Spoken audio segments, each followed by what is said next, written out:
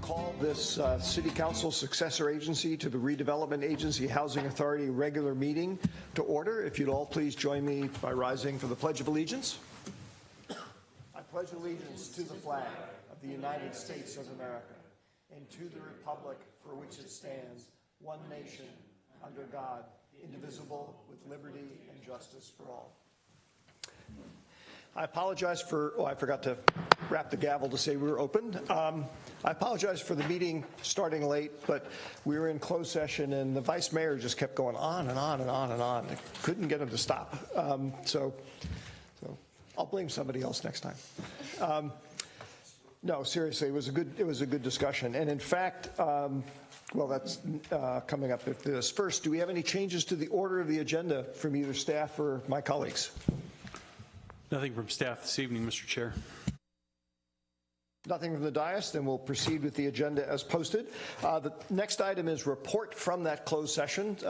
Greg, do you have a report from the closed session? Yes, the City Council conducted a closed session in conformance with the government code. No action was taken and no direction was given. Thank you, Greg. Next item on the agenda is item 5A, receive a presentation from Silicon Valley Clean Water on the work and services actually it says provided, but I think you're still providing to the city of San Carlos and doing a great job at it too. We have here with us tonight, starting us off, Steve Makita. Good evening, Steve. Good evening, Mr. Chair and City Council members. Stephen Machida, Public Works Director. So actually, I have the pleasure of actually introducing the manager and the Chief Financial Officer to the Silicon Valley Clean Water. The manager is Teresa Herrera, and the CFO is Matt Anderson. So they are actually here tonight to actually do a presentation to you to kind of give you an overview of all the services that they provide to the city of San Carlos and our tributary agencies. So with that, I'd like to turn it over to Teresa. Thank you, Steve. Welcome, Teresa. Welcome, Matt. Good to see you both again. I say that because I serve as our representative on your board. And, you know, Teresa, I realized after we met for the first time the other week that you have an even worse job than Steve does, because nobody even ever thinks about what Steve's people do, and you're even further down the system than he is. But thank you for the good work your organization does for us. Thank you very much, Mr. Chair and council members. Appreciate you inviting us over here. I always like to I won't say brag, but talk about how SVCW operates and the work we do. So with that, I'll get started. This is just an outline of what we'll talk about today. And of course, just interrupt if there's any questions as I go along. I want to introduce the primary setup of SVCW. We have a commission of 4 members, one from each of our member agencies, San Carlos being one of them. And the commission members are appointed by the councils and board. We have working directly for the commission our legal counsel, our controller, who's the CFO at City, Redwood City, and then myself as manager. And the senior management staff is myself, Matt Anderson, Kim Hackett, who's our authority engineer, and Monty Hamamoto, who is our chief operating officer. So we were founded as South Bayside System Authority, SBSA, in the late 60s.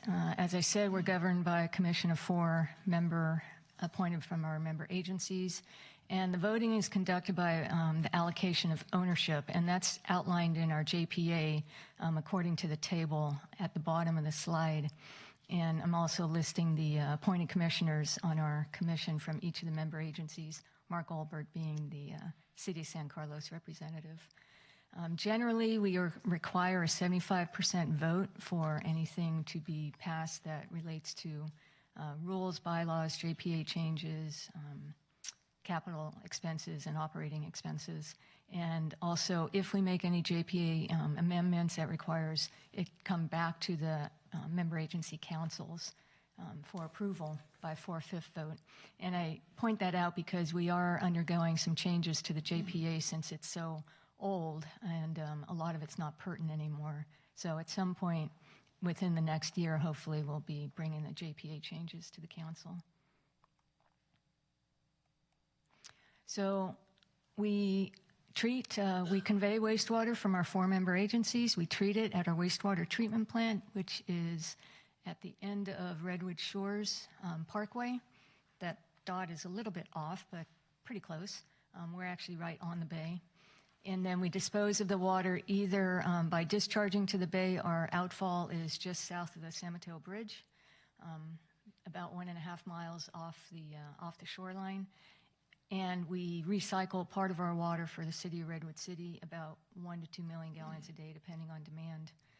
We have 9 miles of pipeline conveying the sewers from each of the member agencies' collection systems, 4 pump stations, 1 booster station, which I'll talk about a little bit later.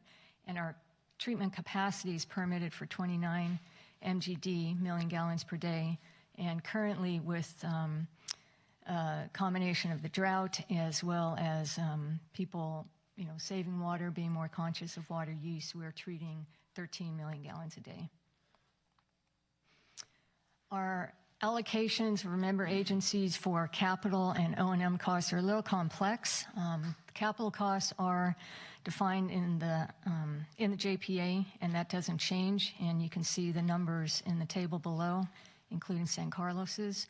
Our operating costs are based on a 3-year running average, and that's a combination of flow that you send to us, the BOD, which is biochemical oxygen demand, and that's a measure of the strength of the wastewater, and suspended solids, which is the SS.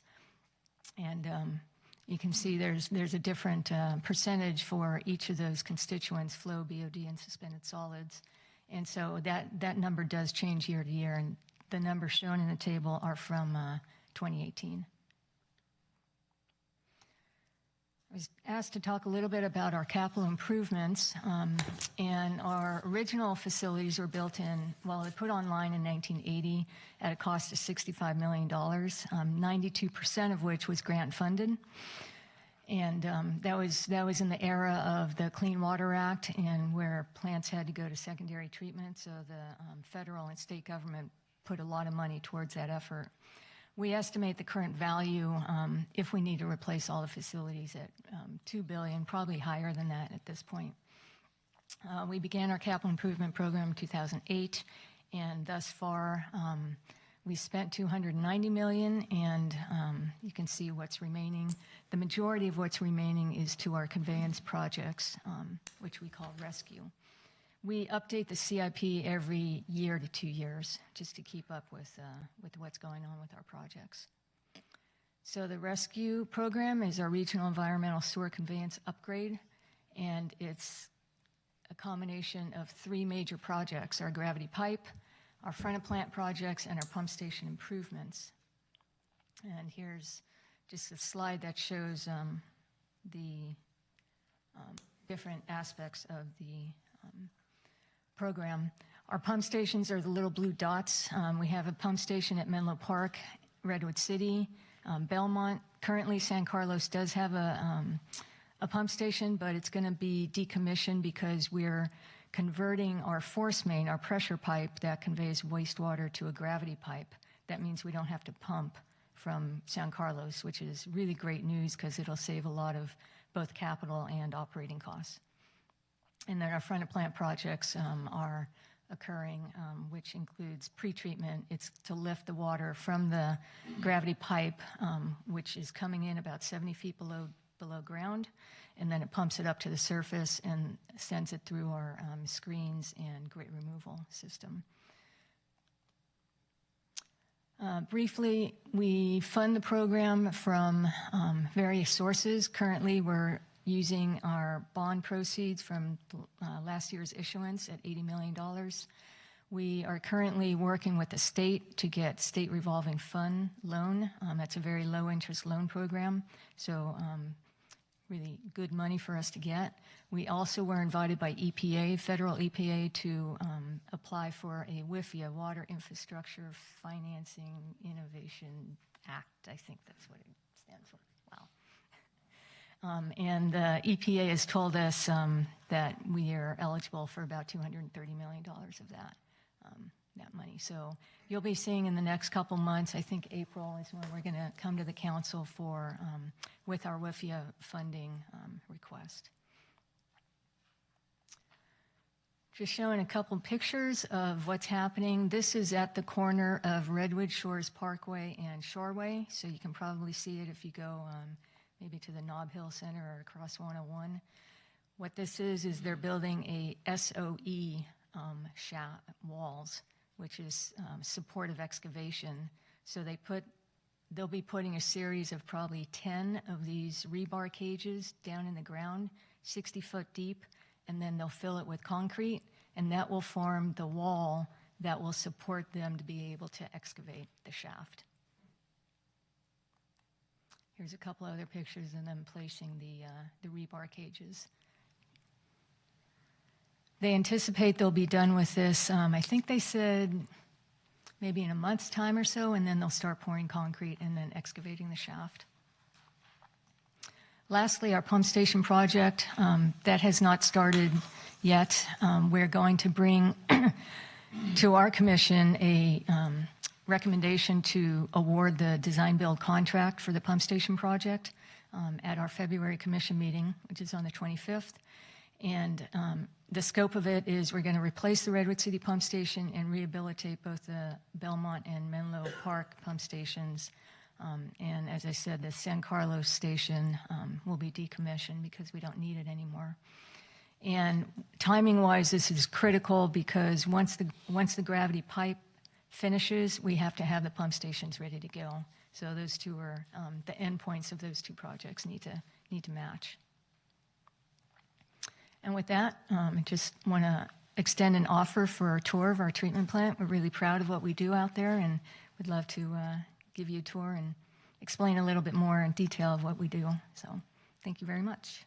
Thank you very much, Teresa. That was great. And by the way, I've only had a brief partial tour so far. I have still to get back to you on picking one, but I'm really looking forward to that because it's an integral part of life nowadays that almost nobody is familiar with, and it's important to know. One other observation I wanted to make before I open it up for questions is, by my calculations, San Carlos's share of the total cost of the project, both what's been spent and going forward, is on the order of $128 million. It's 15% of that. And I mention that just because that's paid for currently through our sanitary fees. And that is probably, and Jeff, you can correct me if I'm wrong, I think that is probably the largest project certainly in recent San Carlos memory, dollar-wise. There's no need to correct you. I kind of figured that. With that, I see Ron. Looks like you have some questions. Yes, thank you, Mr. Chair. Thank you, Teresa. Nice presentation. Just a couple of questions. Tell me again what SOE means. It's a support of excavation. Support of excavation. So basically So basically they have to create concrete walls and then they can start excavating the shaft. You ever walked out there and seen how muddy the ground is? No, don't really want to. For an excavation that deep, you can't just start digging because the walls will cave in. So you have to support it with concrete. That answers a question that people have been asking me when I go work out at the club. They say, what are they What's building happening? there? They think they're building a building. So I gotten that a didn't lot, think yeah. so No. because of its proximity to the airport. Okay, so thank you. The other, if you could go back to that map that shows on the rescue program, that one. When you talk about the San Carlos pump station, is that the one that's just right around where it says pump stations? Is that ours? Where the dash line meets the green line? Where it says Holly Street? Yeah.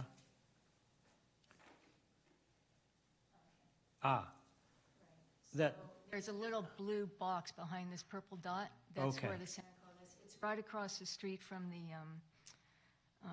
museum, right there, the Hiller. oh, from Hiller. Okay. All right. And when the treatment is done, what's the quality of the water? I don't assume it's drinking quality, but what is the quality? Not quite. It's called tertiary treatment, and it's tertiary because we filter it. So it's disinfected and filtered, and then the chlorine, we add chlorine, and then we add bisulfite, which takes the chlorine out. So it's a tertiary treatment plant. It's suitable for landscape irrigation, but not for drinking. Thank you. Not many plants do tertiary treatment to dispose into the bay. The reason we do is because way back when there used to be clam beds right off the shore of the bay, and so in our permit is a requirement to filter, and they never took that out, so we filter all of our water. Thank you. Adam? Thank you, and thank you, Teresa, for the presentation.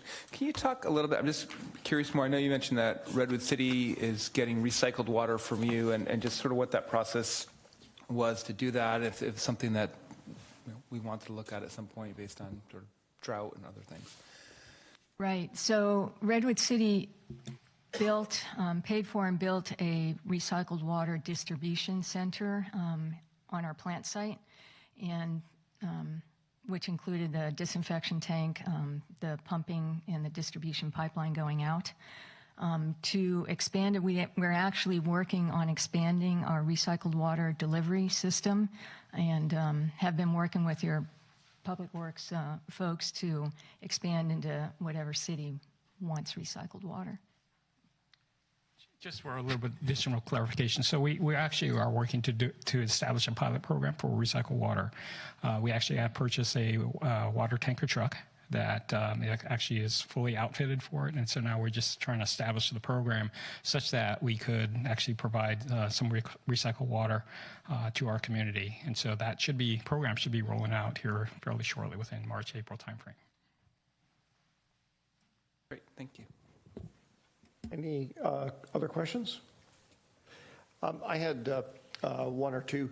So, Teresa, I'd be interested if you could talk a little bit about, I think of it as sort of our capital investment exposure for, because the requirements that we have to meet, the federal and state requirements that we have to meet, tend to evolve over time. And so the scope of the program is currently defined. There's no guarantee that that's actually the only dollars we're going to spend. So could you give us a little color on what some of the risk factors that you manage and think about as possibilities that we should be aware of? Yes. So the regulations usually will come from the state or federal level, like you note, and typically we have at least 10 years to implement any new regulations that come along. We're currently working with the State Water Resources Control Board, the local region for the Bay Area, on what they call a nutrient reduction program, and nutrients being nitrogen and phosphorus. We're seeing the possibility that there's algae blooms happening in the bay. I don't know if you all recall what happened in Chesapeake Bay 10, 15 years ago. There was algae bloom, eutrophication, and takes away all the oxygen in the water. So we've been working with the regional board we being the 39 treatment plants around the Bay Area, to do scientific studies at the Bay to see if we can prove or not. So that's been going on for about 4 years. We see some movement from the regional board that we will probably have something in our 2019 permit to study and then maybe do what we call side stream treatment, a small portion of our treatment flow starting in 2024, and then in 2029. It's a 5-year cycle for permits. 2029, maybe having to do something more. Other than that, I don't see anything coming down the pike. You know, there will be no doubt, but usually we have a lot of time to plan and save money for it. From a purely financial point of view, I mean, I don't think anybody wants to see the Bay suffer eutrophication, which is pretty ugly and terrible. But from a purely financial point of view, I'm gratified to hear that it looks like that'll be the end of the 2020s, if in fact it comes through, because I remember some earlier point, Bob Grassilli had told me that price tag for that might be as much just for us of like another $100 million. I don't mean just for us, San Carlos. I meant for the entire treatment facility. The original estimate 4 years ago was $100 million. We've been scaling that back as more information comes from the scientific studies and the regional board. Good. Last thing I just want to mention, again, for the benefit of my colleagues, something that I've often, Jeff, I think this year we have to review and modify potentially the sewer rates again, right? The sanitary sewer rates. That's correct. Yeah, that'll be coming in short order. One of the things that always happens with that is people who have lived in town for a long time remember when sewer rates basically didn't change for probably decades, or if not a couple of decades there. In large part, in hindsight, probably they should have been going up so we wouldn't have to spend all this money now to retrofit the plant. So that's just something to keep in mind, that politically it creates a bit of an issue, because folks are like, why are you doing this to us? Because for a long time, for most of my life, I haven't had to deal with this. But that's because we deferred stuff down the road. Thank you very much for the presentation. Thank you both for coming. Steve, thank you for arranging this. Thank you very much. Appreciate it. All right. Next on the agenda is public comment. This is time for individuals to address the council on items that are not on the agenda. I have one speaker card for an item not on the agenda. That's Ken Castle. Ken, if you'd like to come forward, you have 2 minutes. If there's anybody else who would like to address the council on an item not on the agenda, please feel free to do so. Fill out a card and give it to Crystal. And if you have something you want to talk about on an agendized item, you can hand that in to her as well, and we'll do it when we get there. Ken. Good evening, Mayor Olbert and council members. I just have a few brief comments to make in this part of the meeting. It's about public participation and city council work retreats and study sessions. As you know, it's been the custom here to have these work retreats on Fridays, where very few people attend. Traditionally, I've been going to these, I don't know, the last 10, 12 years. And I have come from places where the sessions are held on different dates, generally on a weekend. And recently I got curious to see what kind of practices are done elsewhere in the county and on the peninsula. And what I found is that the majority of the cities are doing their what they call goal-setting workshops on a Saturday. And interestingly enough, there are 4 cities that did their study session, their goal-setting session, on Saturday, February 2nd. And those cities are San Mateo, Menlo Park, Palo Alto, and Cupertino. I also found that Burlingame, where I lived for many years, always had their Saturday sessions, their goal-setting sessions. Their session was held on January 26th, also a Saturday. Pacifica has one coming up in March. What I'm seeing from all of this is that with the pace of development and all the major projects that are coming to major peninsula cities, that and some of the surveys that they have done among residents have indicated that people are not entirely comfortable with everything that happens in city government, and that the city councils and the city governments are looking to reach out by having these Saturday sessions. To quote Mayor Ray Mueller from Menlo Park, he said, well, I believe the weekend date will make it easier for the working public to attend. So I would encourage you to take a look at that and you could have it anytime before the end of the fiscal year or the beginning of the next fiscal year. But I would seriously contend that we get into best practices and start doing these kinds of sessions on Saturdays, even if you do just one a year, to let the public come and speak. Thanks. Thank you, Ken. I have another card for an item not on the agenda from Rick Ostiller. Thank you. Good evening, Mr. Chair and council members. Thank you for the chance to speak tonight. So my name is Rick Ostiller, and I'm a resident of 777 Walnut Street, which is the 20-unit or so condo that was opened last year. And I'm also a member of the Homeowners Association board as the treasurer. And I wanted to come today just to talk about the easement that the city maintains is on the north end of the property, which allows access from Walnut Street to the parking lot that's west of the Laurel Street. And I realize we're going to, what I'd like to, ultimately my goal is to have this as an agenda item in a later meeting, but to discuss this. But just in brief, what has happened is when the property was being marketed by the developer, we were told that those gates that allow access to the property either from Walnut Street or from the parking lot west of Laurel would be locked all the time.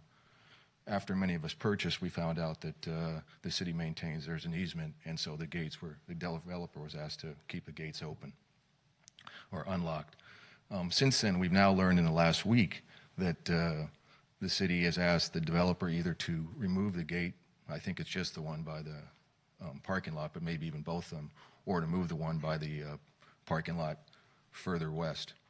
And obviously the homeowners are not happy about these changes and what they were led to believe would be the security for the location, and therefore our request is that we have a chance to talk about this at a subsequent meeting and that the developer be allowed to keep the gates where they are until we have that discussion. Thank you. Okay. Thank you, sir. Is there anybody else who wishes to address the council on an item not on the agenda? Seeing none, we will move on to the next item on the agenda, which is the consent calendar. Consent calendar are items that are typically approved en masse, although without discussion, although any council member can ask that an item be taken off of the consent calendar and dealt with separately. Is there a motion to approve the consent calendar, or does somebody have something they want to take off? Mr. Chair, I'll move to approve the City Council consent calendar items A through D. Second. There is a motion and a second, and apparently you're in good luck tonight, Ron. There is no long, lengthy thing you need to read along with that, so good. Crystal, would you please call the roll? Councilmember Collins? Yes. Councilmember McDowell? Yes. Councilmember Palmer Lohan? Yes. Councilmember Rack?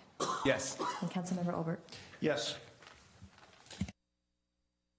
We'll move on to the next item on the agenda, item 8A, a public hearing, consideration of introducing an ordinance amending San Carlos Municipal Code Title 18, zoning, consisting of modifications to Chapter 18.24, wireless telecommunications facilities, and rescinding Chapter 12.32, wireless telecommunications facilities.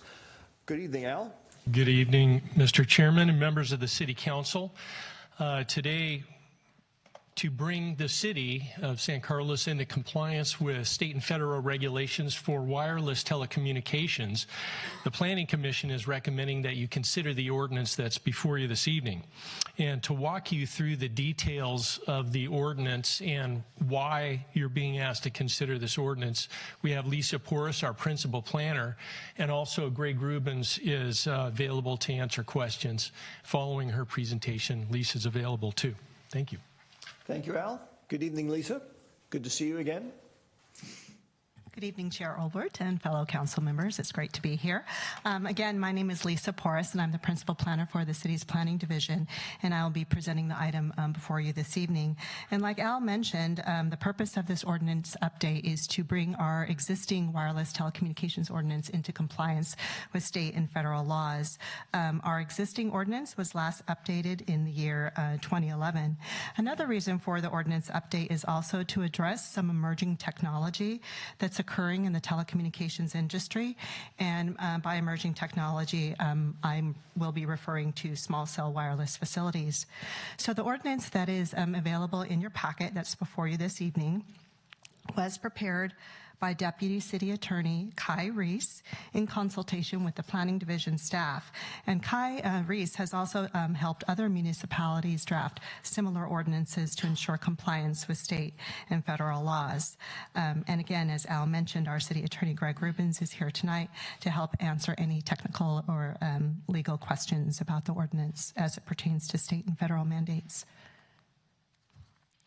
So to begin, as most of us have experienced or have seen in our environment, wireless facilities generally consist of the large antennas that are either found attached to a pole or a tower, mounted on the tops of buildings, or hidden or concealed within the architecture of existing structures. When we look around, we see these large antennas, which are also referred to macro facilities in our environment.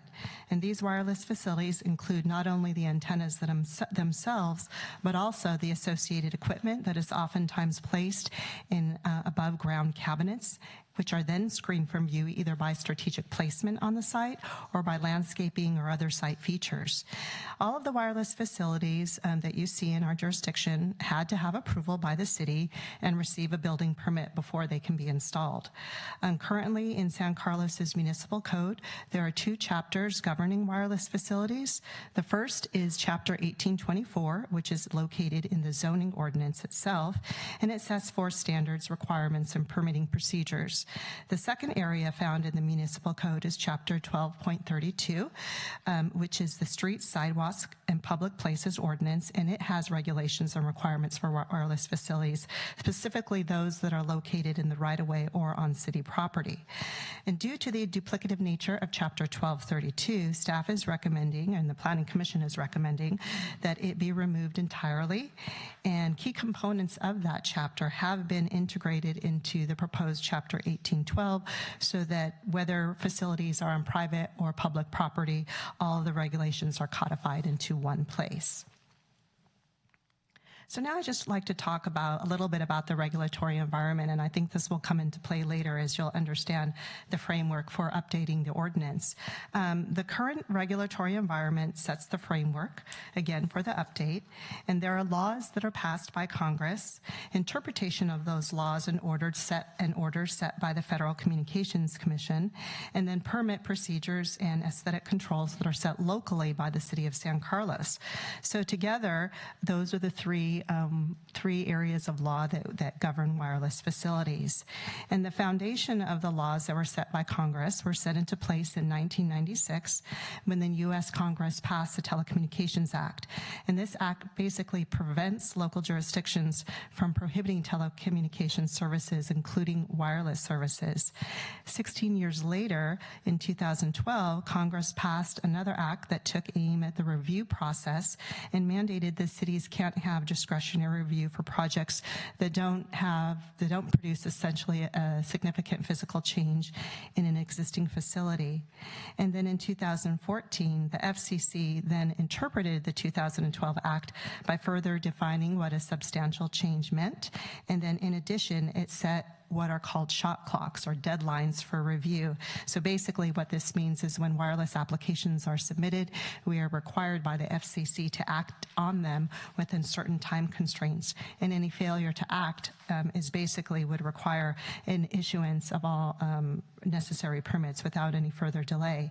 And then, so the most recent order we have from the FCC was just made this past September 2018.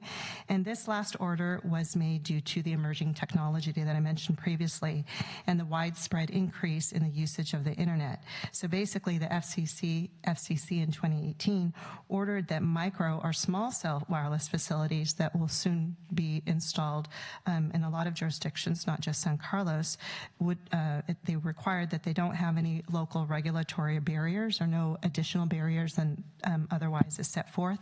And then the FCC set even shorter shot clocks for small cell wireless facilities. And I'll talk about that in just a minute.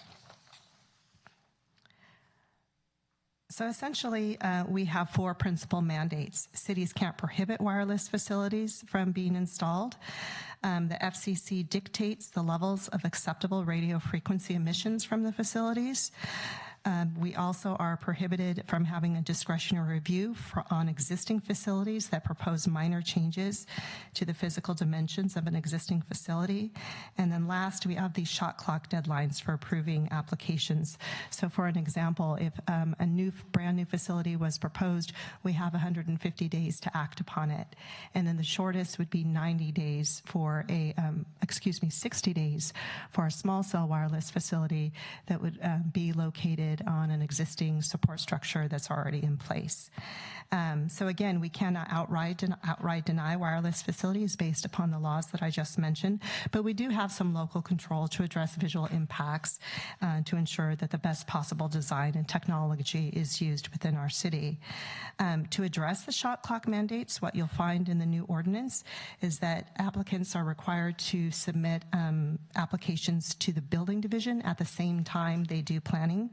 That way, it will help expedite the review process and ensure that these shot clock deadlines are met. In addition, the new ordinance will now require, in the past we've encouraged, but the new ordinance would require the applicant set up appointments with planning division staff so that we can review their application materials, make sure they have all the necessary submittal requirements, including a new provision that neighborhood outreach is done anytime a facility is proposed in a residential district. So that's something else that's new in the ordinance that's before you this evening. So as I mentioned before, what can cities do? Well, they can impose aesthetic requirements so long as they're reasonable, that they're no more burdensome than those applied to other infrastructure types, and that they're published in advance, meaning they're actually in the code. And our existing ordinance from 2011 already requires that the best available design and technology should be used from the industry as they're proposing wireless facilities in our jurisdiction. It also sets forth design and location standards and then ranks them by preference.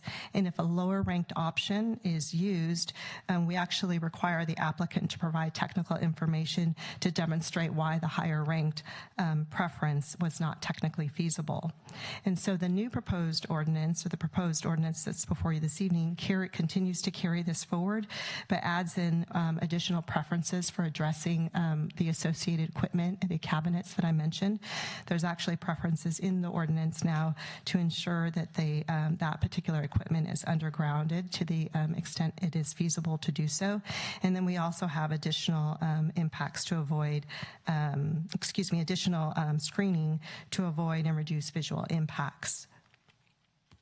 So now I just wanted to touch upon some of the new technology that I mentioned. Some of you may be familiar with it or have heard about it, but I wanted to talk about it and then basically talk about how we're addressing that in our in the proposed ordinance.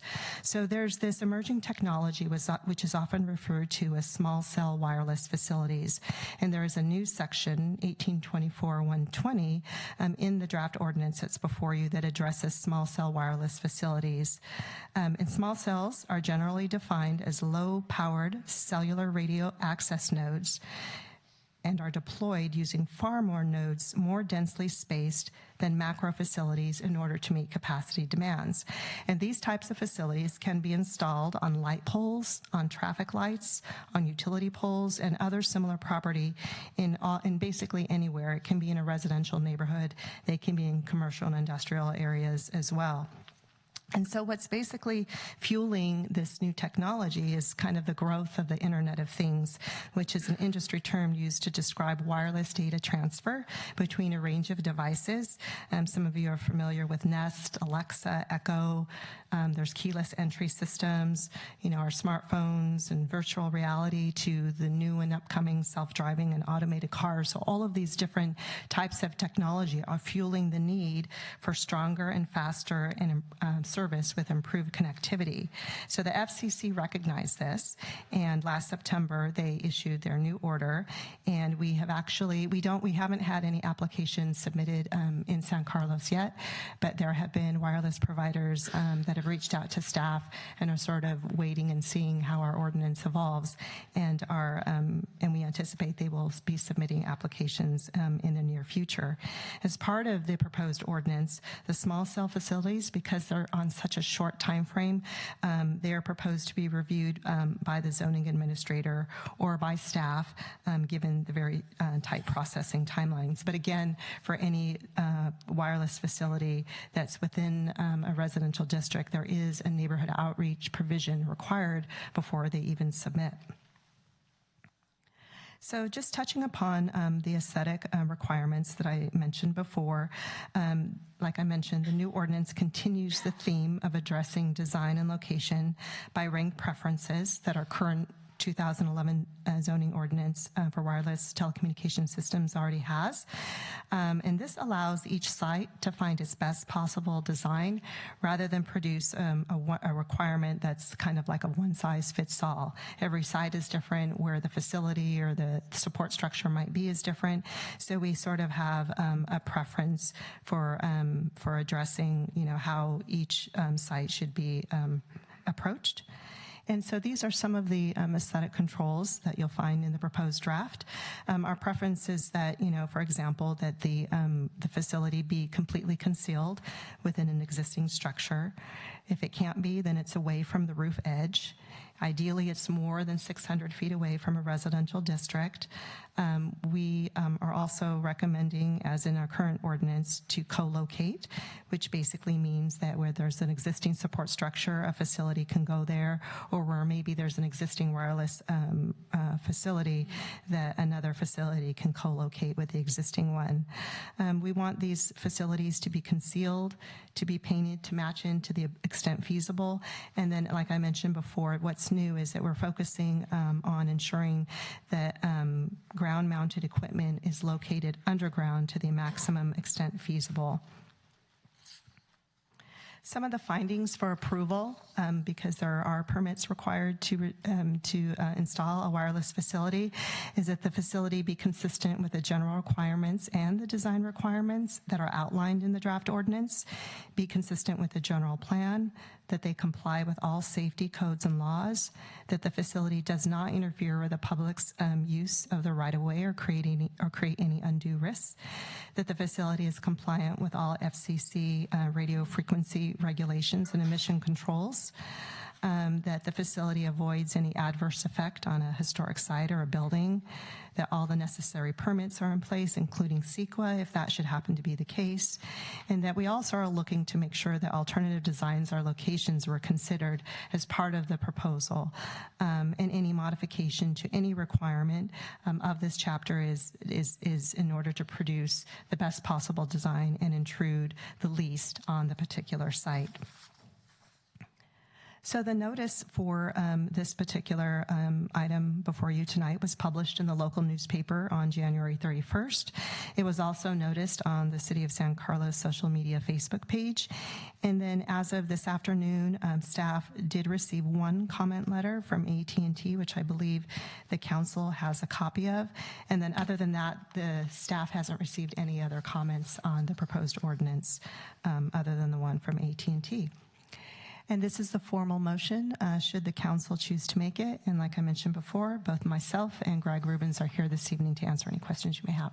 Thank you, Lisa. One just very quick procedural question. The formal motion language you have here, I presume it's identical to what we have on the sheet that is provided to us by Crystal? Or perhaps that's a question for Crystal. I'll defer to the city clerk. Yes, it looks to be the same. Okay, thank you. Just because council members are likely to read that, because that's traditionally what we do. Thank you. Thank you very much for the presentation. Excellent job as always. Questions from the dais? Ron, I see your light's on. Thank you, Mr. Chair. So just a couple of questions. The macro facilities, like the one up on the hill, I know we have more than one. Mm-hmm. What happens to those? Do they go away? They get taken down? Actually, I don't know. I mean, I think that's more of a question for maybe some of the experts in the telecommunications industry. As part of the proposed ordinance, it doesn't, affect any of the pre-existing facilities that are located in our jurisdiction. What I have learned in speaking to some of the wireless facilities, I think it's kind of in the long haul, where at some point in the future there would be enough of the small cell facilities evenly distributed throughout, where there wouldn't be a need for the larger macro macro facilities. But again, I think that's really far out. But my understanding is at some point down the line, that's the idea. So instead of having one very large facility, those would be removed, and there would be a lot of much more smaller small cell facilities spread throughout communities. Thank you. That caused me to think of another issue that I believe we had. People were concerned about radio waves and that sort of thing from these large macro facilities, I guess, these installations is the word I was looking for. Is there a, and I don't know if that was an actual fact that there was a danger, but given, let's assume for a moment that it was, is having these small cells all over town, does that just diffuse the exposure, or does it reduce it for each one of these transmitters? That's a really good question. What I can say is that even the small cell facilities will still be subject to the FCC RF emission controls. I don't know if there's a different standard for a small cell facility than the the macro cell facility. They do have certain standards in place, and the FCC sets those standards. So what we would be looking for in an application is documentation by licensed engineers, to basically show the anticipated level of RF emission as a result of a small cell, network. And then what's also required, and is part of the ordinance, is after the facilities are installed, applicants are required to submit an actual report. So after it's actually installed in operation, they're required to prepare another report and submit that to the city to verify that those standards and emission controls are in place and consistent with the FCC requirements. But I don't know the specific threshold for a small cell versus a macro cell. I don't have my hands that far deep into the wireless I hadn't thought controls. about it until you started talking about that. So can multiple wireless providers use the same cell, or will Verizon have a few in this location and AT&T will have a few in another location? Yeah, that's also a good question. So for the macro cell facilities, that's possible. And I think, as an example, the light pole at the park down the street on Burton Park may have 2 carriers, I think maybe 3 carriers on one city park pole. But for the small cell facilities, my understanding, at least for small cells that are being proposed on a PG&E pole, say for example, the PG&E basically sets a limit for how many carriers can be on a particular pole. And what I have learned through wireless telecommunication providers and some of the preliminary meetings I've had with them is that PG&E will allow only one. So on one utility pole would be one provider. And there are also requirements by PG&E that they not use an area, say if this is what the base of the pole all the way to the top, that they not use a certain area that's 7 feet, between 7 feet and I can't remember the uppermost, but that there be just essentially a vertical zone, if you will, where any additional equipment can be placed. The antenna has to be so many feet away from the top of the pole and away from a utility line. So there's some provisions that are set in place from PG&E that limit the amount of carriers on a pole and exactly where the equipment can go on that particular pole. All right. Thank you. Thank you, Ron. I see this is going to be a good active discussion. All the lights are on. So, and I'm not sure who came on second, so I'm just going to start with Sarah. Oh, wow. Lucky me. Thank you, Chair. Thank you for your presentation. I really like how thoughtful, the code has been worded to really look out for our community in ways like the neighborhood outreach, I think, is really important, and the location preferences with the 600 feet away from residential, the street light pole requirement. However, we got this letter from AT&T today, and a lot of the things that I really like about the code, they have serious issues with. So I'm wondering, Greg, do you have, before we kind of go down the rabbit hole and look at all of these, all the wording in the code, what is your perspective on the issues that they raise? Well, I too received the same letter at the same time you did this afternoon, and I took some time this afternoon to look at our ordinance, refresh my recollection of what we're trying to accomplish with this. Stepping back for a second, I think the letter from AT&T, although it acknowledges somewhat our efforts, they have a difference of opinion on different provisions. However, my review of the ordinance and what we're trying to accomplish here is to be consistent with federal and state law with regard to antenna installations, especially the 5G rollout that's coming out that Lisa alluded to. The main, the history of the Telecommunications Act. I've been around doing this for a long time. I've had dozens of planning commission meetings where we've dealt with antenna installations in the past. And the big change that's happened is in 1996, cities had the ability to regulate aesthetics. We've always had the ability to regulate aesthetics. That act took away the electromagnetic radiation argument that was not an impermissible reason to deny an application. So for a long time, we haven't been able to consider that at all.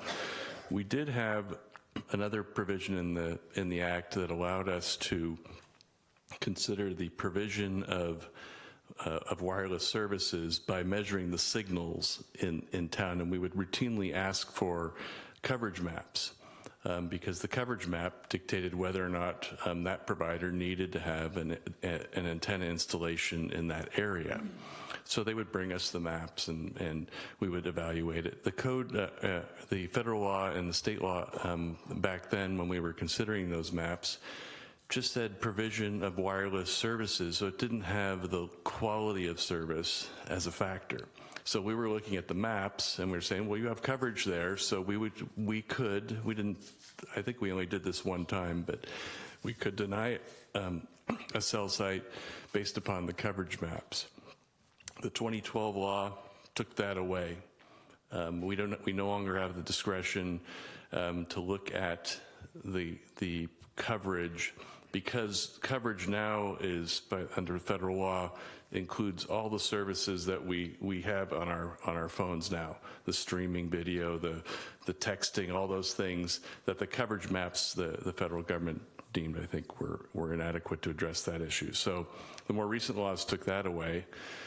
And then the industry said we were taking too long to consider the applications, and so then they've added the shot clocks to everything. So we only have limited time to consider depending on the complexity of the application as the federal government's deemed appropriate. So what we're left with is aesthetics. This ordinance that you have before you tonight is attempting to deal with aesthetics, community impacts, the look, the feel, the placement. Placement can't be related to the provision of the wireless service, but it can be based on whether it is inappropriate at a certain location. Unless, and there's exceptions in the code, unless when we look at the application, we can see that there's no other feasible location for an antenna. And we do have some geography in San Carlos, so that could happen. We could have a place where these microcells or cells need to be in a certain place because otherwise certain areas would not have the level of service or service. It's not just dropped calls anymore, it's the service that people are paying for when they sign up for a wireless provider. So I'm confident in the ordinance that we have before you.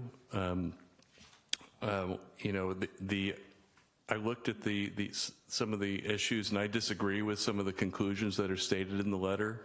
I have to point out that AT&T did not come here tonight. They sent a letter from Dallas, Texas, to criticize our efforts to comply with the federal law, but I'm confident that the ordinance before you is compliant with the federal law and the local regulation. I'm going to interrupt you just for a second because I only noticed this when I was looking at the speaker slips. There actually is a speaker who basically says they're from Lighthouse Public Affairs, AT&T via Lighthouse Public Affairs. So okay, well I stand corrected. Somebody's here from AT&T. It's not the same person who wrote the letter, but it is someone from AT&T. And so again, I'm confident that our ordinance does comply with standards and the local regulation that we're entitled to have on aesthetics, and has provisions that are objective and allow us to evaluate the aesthetics, because you can't just evaluate aesthetics in a vacuum. You need to have some information to evaluate aesthetics. That includes such things as community, neighborhood, who are very more familiar with the neighborhood than staff might be. We'd like to know what the neighborhood thinks about a particular location of an installation. Now, it's our job to evaluate whether or not it's that there are other feasible alternatives, or that is the only location that is appropriate. But those are the types of things that I think are allowed under the law. And I might add that Kai, my partner who helped draft the ordinance, looked at a whole bunch of other ordinances, and local cities have adopted very similar ordinances to the ones that you have. I mean, I just today, in the limited time that I had, I looked at San Mateo's ordinance that was adopted last year, very similar to the ordinance that we are putting forward for adoption for you tonight. Sarah, other questions? Okay. Laura. Thank you, Chair Olbert. Thank you very much for the presentation, Lisa. So a question around the fact that my understanding is that 5G is supposed to start to come online in 2019 and into 2020. Do we have a sense in terms of kind of the magnitude or the number of installations that we might expect, and when providers are going to want to start to install? Sure, I can share some information that I have. What I do have, I'll share. Staff has met with representatives from Verizon, and they're currently looking at installing 23 small cell facilities. So these would be 23 individual small cell facilities located in some of the residential neighborhoods, with a few areas across the highway into the eastern, more industrial area of the city. So they are currently met with us a couple of times, have shared a preliminary map to show the locations that they're looking at. We explained to them that we're in the process of updating our ordinance, that in the residential areas this is something new, and the ordinance is going to likely require some neighborhood outreach. And they commented that they basically didn't have any issue with that. They would be happy to work with us. And so they're just sort of on standby. And I expect that once this ordinance is adopted, they will be submitting some applications to at least move forward with some sites in the industrial area, and then later batch some of the small cell sites in some of the residential neighborhoods subsequently. And just one quick follow-up question. And then are there any, my understanding is that there's larger boxes that need to be installed to support these smaller cells. Could you just talk about that a little bit, and how many of those might be implicated, for example, in this Verizon example? At least, yeah, and thank you for asking that follow-up question, because one of the things I failed to mention, and it's a detail, one of our concerns, a staff concern, is that all of these boxes are going to be located on the ground, with more sites, more boxes. And so that's why we drafted provisions to require that these cabinets be undergrounded to the maximum extent, that it's technically feasible. In discussion with Verizon, their staff explained to us that in their proposal, they wouldn't need to have any ground-mounted equipment. And it's just that the technology that they happen to be using, Verizon happens to be using, will not require any cabinets as part of their proposal. So we were happy to hear that, but I can't speak to other providers or what type of technology they may be using. But at least with the Verizon proposal, my expectation is that when they do submit, we will not be seeing the cabinets, equipment cabinets, in conjunction with their application. That's what they've explained to us anyway. Adam. Thank you. Lisa, thanks for the presentation. So I had a couple questions. One, let me just start with on the aesthetic requirements. You talked about the PG&E issue with sort of they have some control over co-location. But assuming that if Verizon, AT&T, whoever else was looking at small cell placements, that would be valid for other facilities, other areas they want to put it on a building, some other city property or somewhere else, that we could sort of include that as a aesthetic requirement. Is that right? I mean, I know PG&E is probably the easy way to go, but I mean, I'd love to see less of, 4 different carriers in a row if we can. Right. I know less about, I don't know if this is something that our city attorney may happen to know. I know that for, like you mentioned, on a utility pole, there's only one wireless provider on each utility pole. If a small cell facility was to locate, I think your question was on a building, and maybe T-Mobile goes there, then AT&T, and then Verizon, and then you have this little cluster of small cells on a building. Are there any controls to that? I have to defer to the city attorney to see if there's any standards, but I'm not aware of any. Someone want to put on City Hall. Well, City Hall is our building, so it would require our consent still, fortunately, under the law. But I think let's just say there's a certain building. I think we already have such a building. The AT&T building in downtown San Carlos has multiple cell sites on it. That would be considered a co-location facility, so we would have to consider additional antennas on that building, presuming somebody proposed them. As far as I think I might have heard you say this, but correct me if this wasn't really part of your question, is do we have the ability to say, I'll just shortcut it, here, but not there? As far as different locations for an antenna installation. Right, because in terms of the ranking for preferences, as you talked about the requirements, does that can we play some role in that if the option is a PG&E pole versus another facility or something that might be better for co-location? We do. The code is designed to have, correct me if I'm wrong, Lisa, but it has some criteria and preferences for locations as far as zoning districts, and as well as different types of locations. And I think it is encouraging co-locations. I mean, that's one of our things, but if it's on a PG&E pole, and that's the proposal, and that's probably in many cases what we would have to have. But if there is if there's an alternative location that is higher up on our preferences, that's the thing that I think gives us, and it has to be based on aesthetics, because I think that's what our main thrust is with this ordinance. If one location is better than another from an aesthetic standpoint, staff would probably be recommending that location. And then the second question is, I just want to refer back to the AT&T letter where they discuss, I just want to pull it up here, the neighborhood outreach proof, where they're objecting to that piece, saying that, which I think it's fine to have neighborhood outreach. More of the question for the city staff and others, if AT&T is arguing that the FCC shot clock would start once you sort of hit a public outreach period, how does that affect our ability to go through the process and approve that? Is there concern that we wouldn't have enough time given some of these other areas, that maybe a 60-day window or something like that, or a 90-day window? Well, that's one of the arguments that I disagree with. The shot clock comes from an application date, not from what our code requires.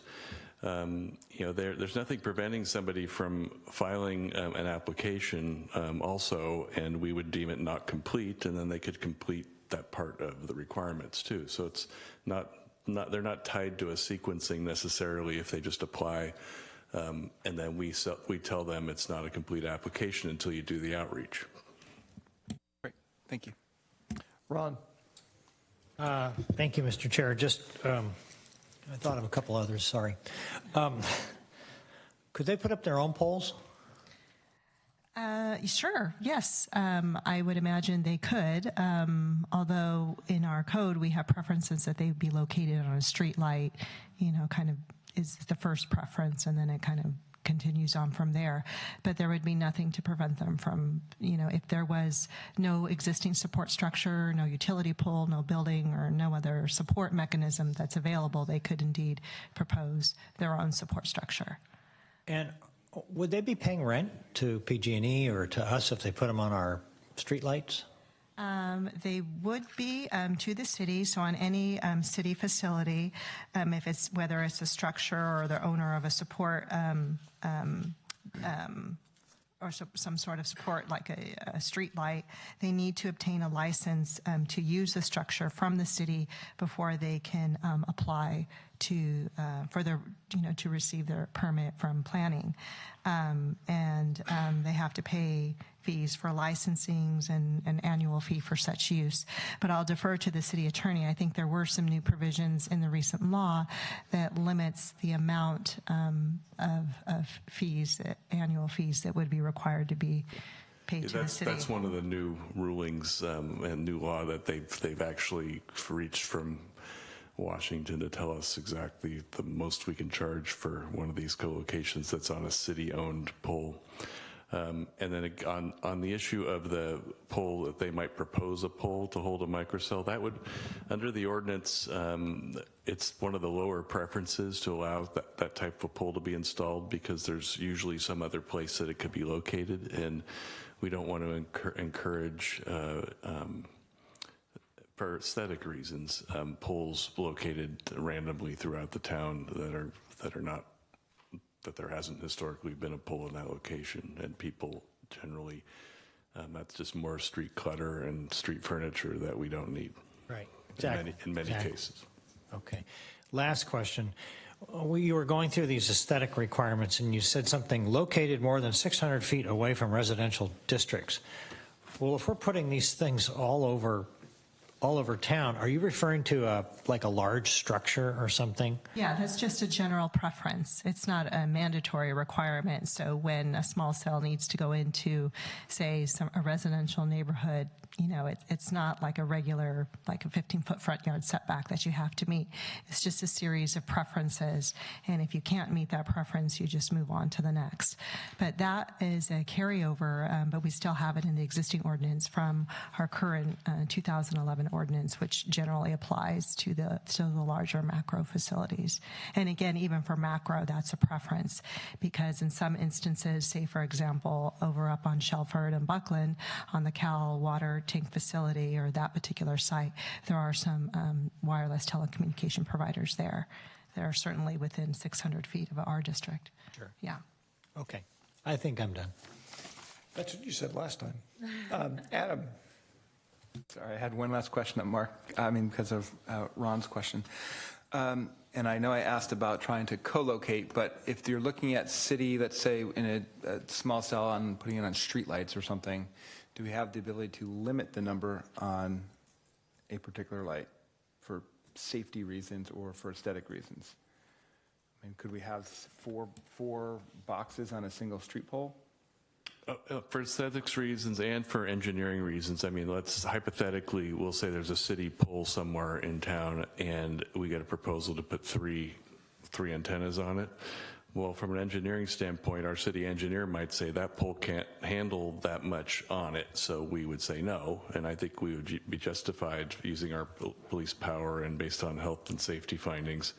As far as aesthetics, I think we would have the same rule, and primarily what the federal government gives us, we look at aesthetics, and clutter is one of the elements of aesthetics. I think that would justify not allowing that kind of a multiple of installations on one pole. All right, I'm done now. That's fine. And by the way, just to be clear, I was only joking. I think it's great when questions spark questions, because it's not as if we all think of everything we're going to think of before we come into this chamber. So I have some questions, which, Lisa, I'm going to direct to you, but they may not all be within your bailiwick, so Greg and whoever, feel free to chime in. Let me start with, the primary impetus for us being here tonight addressing this issue is because of the small cell technology that we're accommodating. I'd just like to understand if there were any significant changes to the rules that govern the larger scale facilities if somebody were to say, hey, we want to install a larger scale facility like the ones we used to put in. Has that, Greg, you described the evolution of things over time. Does the most recent change in legislation, did they change that as well? Or They did. They put a 150-day shot clock on a new tower. Okay. That we still have to evaluate it. And they did take away the provision, like I said before, of or the strength of the signal discussion. That was a change that is the same as all the other installations. And then there's changes to co-location. The government, federal government's recognizing that co-locations are a different category, and the shot clock is shorter on those. But we still, again, have the aesthetic issue on all of these types of installations. Okay.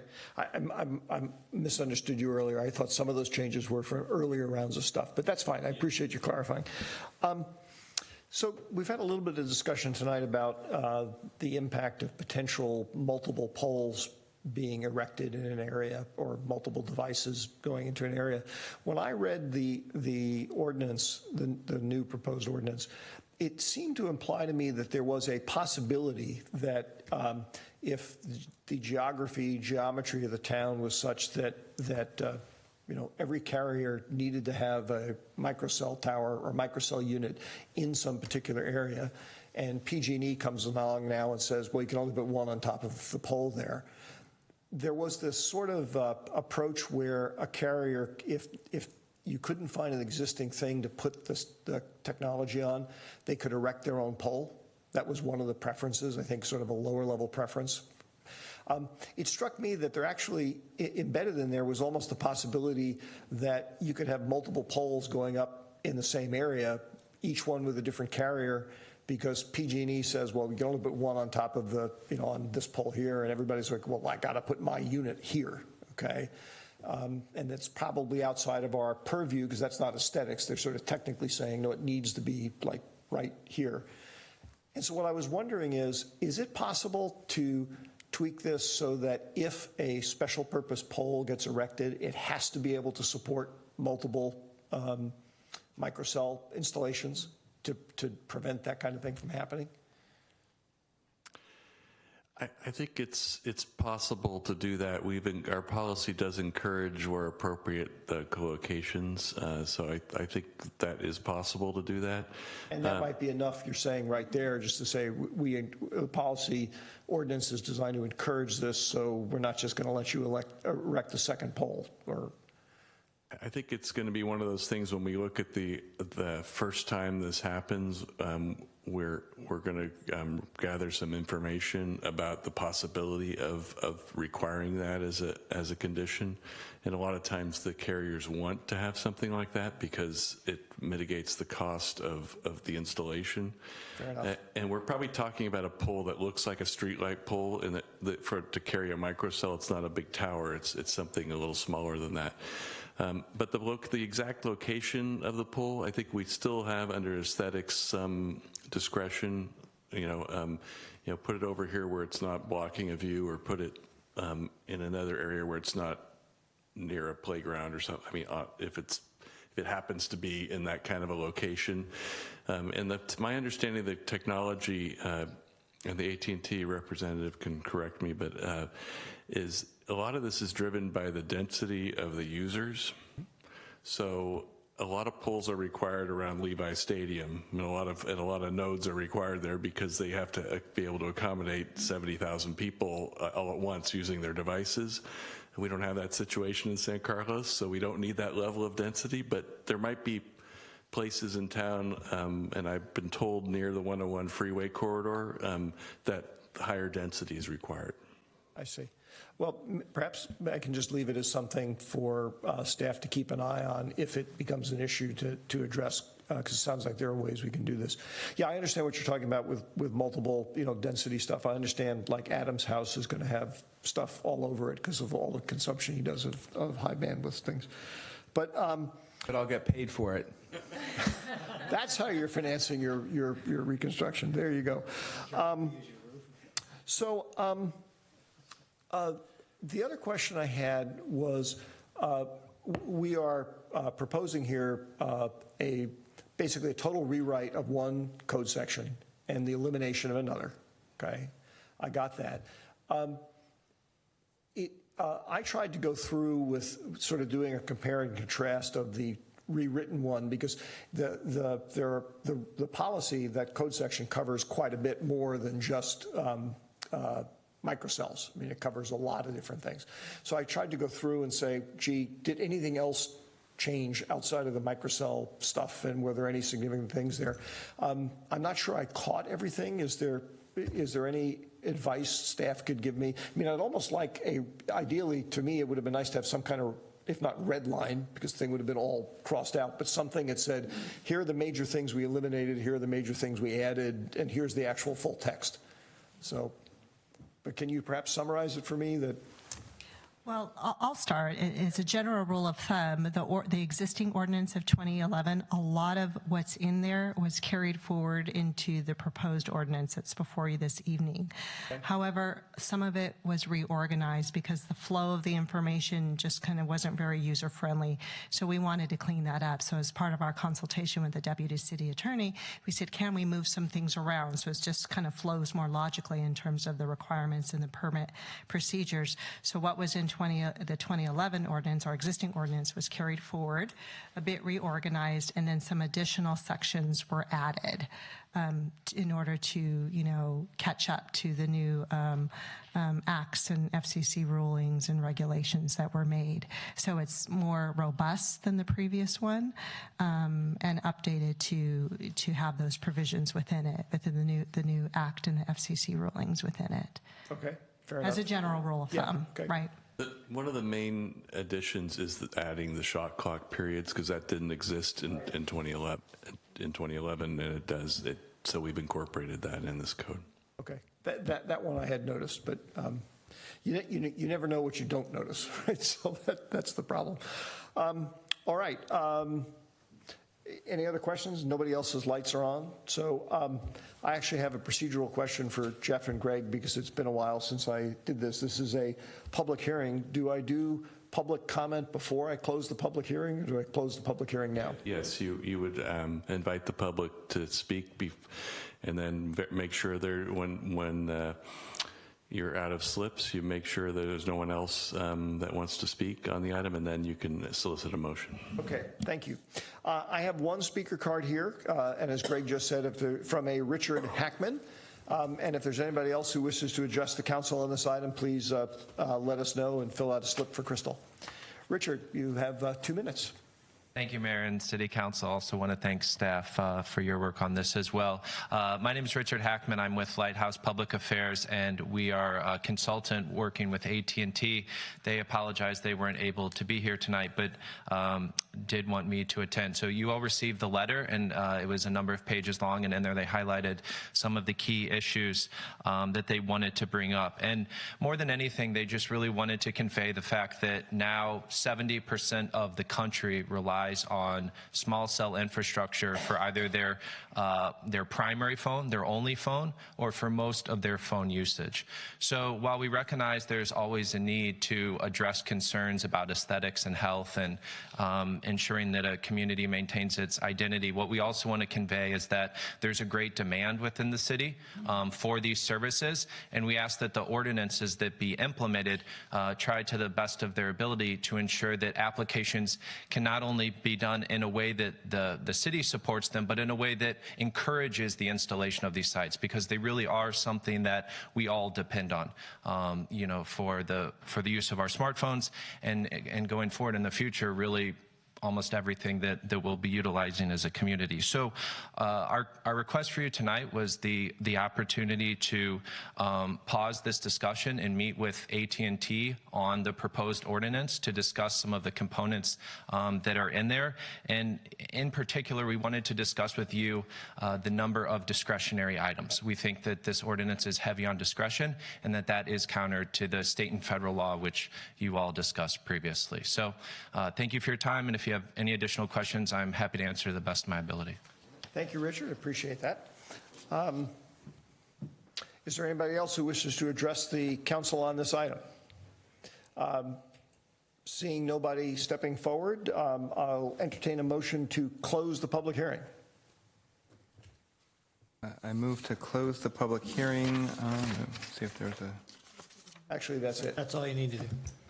That's the simplest motion you can make. That's Is why there- Ron gave me the nod to do that one. I figured I couldn't mess it up, and I did. I'll second that. Excellent motion. There's a motion and a second. Well done and seconded. Crystal, actually discussion, or I don't think we actually discuss, right? Crystal, would you call the roll, please? Councilmember Palmer Lohan? We're closing. Voting to close the public hearing. Closing the public hearing. Oh, It's a two-step process when you have a public hearing. yes. Councilmember McDowell? Yes. Councilmember Olbert? Yes. Councilmember Collins? Yes. Councilmember Rack? Yes. All right, the motion carries. Public hearing is closed. Now we are to the phase of discussion and potentially acting on something. Would somebody either like to make a motion or begin discussion? Can I ask a question?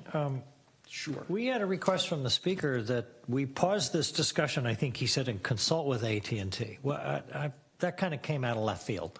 I don't know how to respond to that.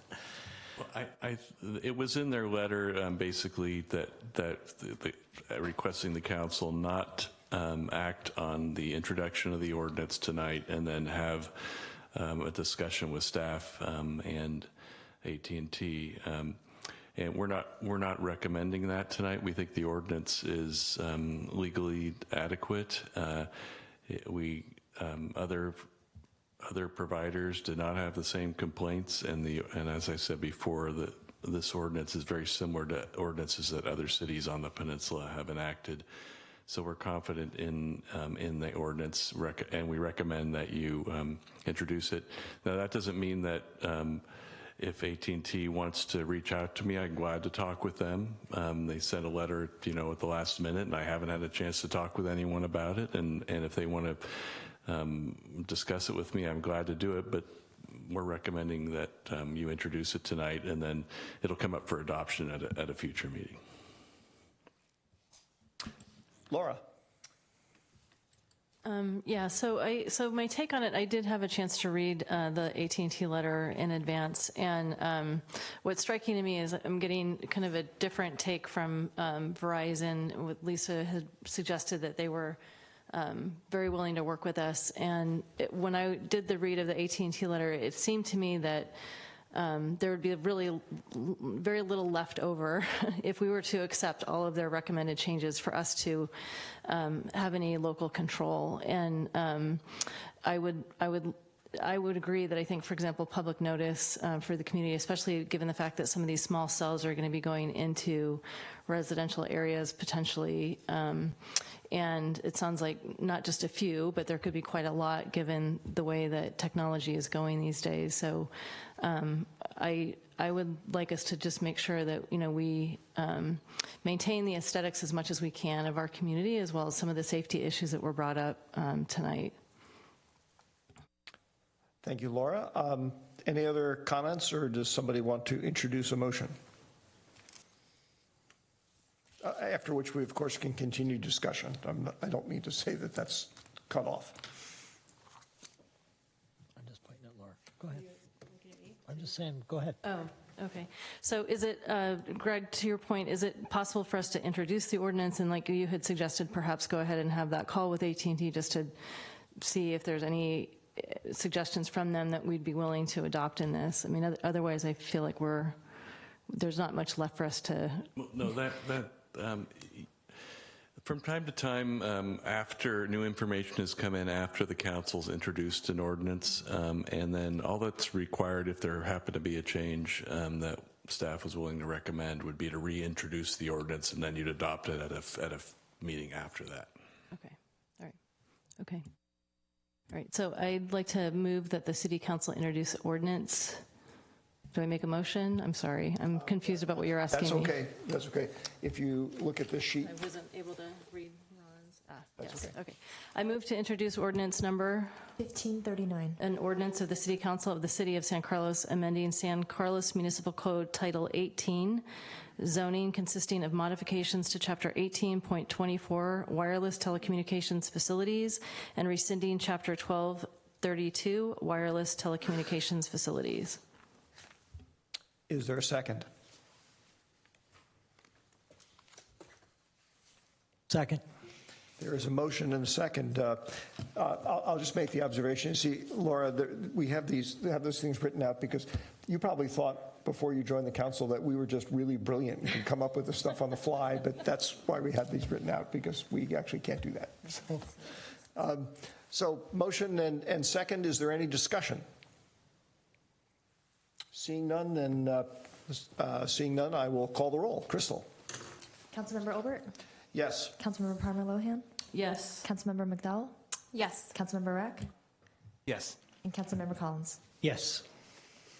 All right. I had one last thing that I wanted to bring up with my colleagues that relates to this item, but it's really more direction for staff, not about the motion per se.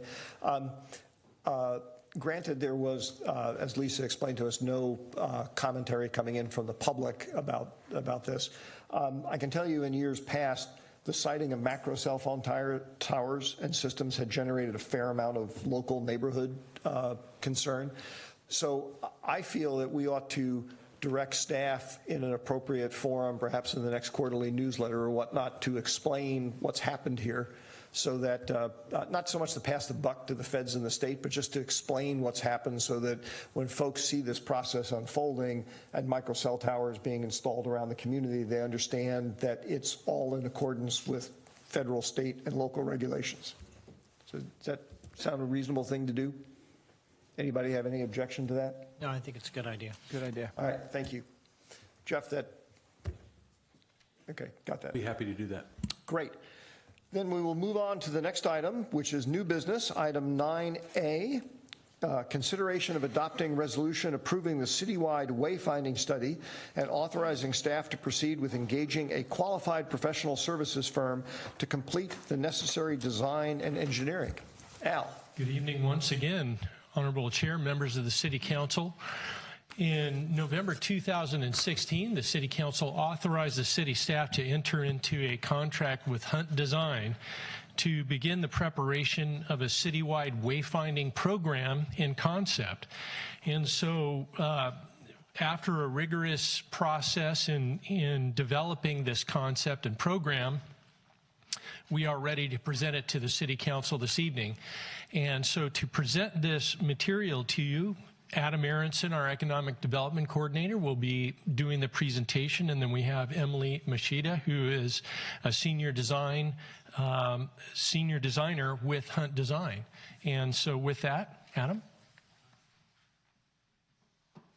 Good evening, Adam. Good evening, Honorable Chair, members of the Council. So to help frame tonight's presentation, we have highlighted here the items that we are seeking the Council's direction on. This is including approval of the citywide wayfinding study and a decision whether to move forward with the gateway signage. Now, if the Council would like to move forward with the gateway signage, then we would like your input on two options that are available. So in 2016, as Al mentioned, City Council approved a resolution authorizing a contract with Hunt Design to conduct a citywide wayfinding study and develop a program for directional signage and gateways throughout the city. Since then, city staff and Hunt Design have worked with community representatives to develop a signage program which we'll be presenting tonight. This review process first included the development of a steering committee made up of representatives from the Economic Development Advisory Commission, the Transportation Circulation Commission, the Planning Commission, the San Carlos School District, and city staff. After this, a public meeting was held to gather further feedback on initial designs and help frame the process moving forward. As the wayfinding study evolved, presentations were next given to the Economic Development Advisory Commission, followed by the Transportation and Circulation Commission.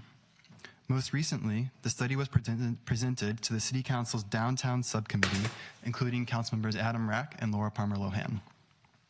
At this time, the subcommittee requested additional drawings of some of the gateway signs, which will be seen in the following slides, and also expressed a preference for digital map kiosks as opposed to static ones in the downtown area. And throughout all of these meetings, there's been a general consensus in support of the wayfinding program. The steering committee is now recommending approval of the wayfinding program and to begin development of design intent fabrication and installation drawings so that quotations can be collected for the production and installation of the signs. With that, I would like to introduce Emily Morishita with Hunt Design, who has been leading the design process and will now walk us through the work that has been done so far. Good evening, Emily. Thank you for joining us. Thank you, Mayor and members of the council. I'm really happy to be here. This project has been really near and dear to us at Hunt Design, so I'm happy to be here to represent Hunt Design. So starting out, in the City Wayfinding Program, our project goals were to direct and orient users to main destinations, guide first-time visitors to destinations effectively, really to help improve the flow of traffic, and with that, to get drivers parked near destinations, so parking signs are included in this program, and out of their cars to ease congestion, support circulation between destinations for all users, so this means drivers, cyclists, and pedestrians, and to unify and refresh public signage throughout the city for residents and visitors, and really to establish a cohesive wayfinding system. So below those goals are some of the sign types that we've developed and that you'll see in this program tonight, from city gateways to motorist directional signs, parking identification signs, and then signs for cyclists and pedestrians. So going back to the start of the program, really what we do at Hunt Design is to be inspired by the city and by the members of the steering committee. So, within the city of San Carlos, you have the Hiller Aviation Museum. You have really a range of landscape from the hills to the water. And it's really a family-friendly community with different festivals, lots of parks, and a lot of community events. We're also inspired by the landscape and the architecture and Laurel Street itself and the downtown area.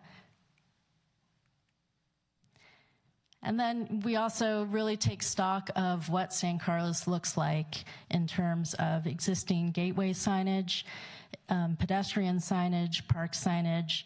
So these are some of the photos that we've taken, as well as from looking at Google and driving around and really exploring the city and getting to know the city.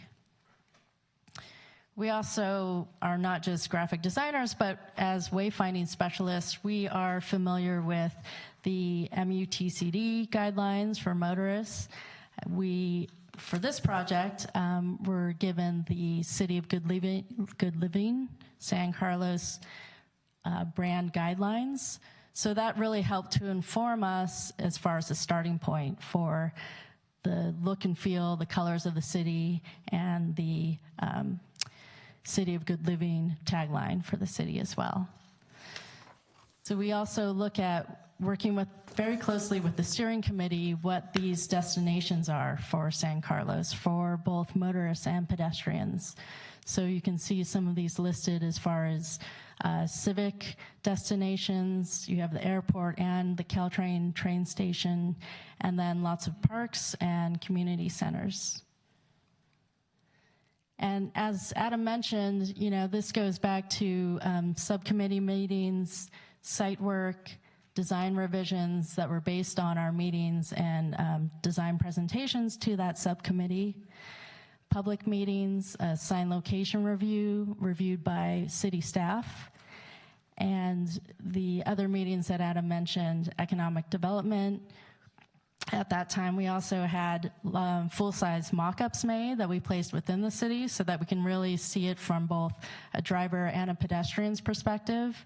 That led to other design revisions and presentations to the Transportation and Circulation Commission and City Council tonight.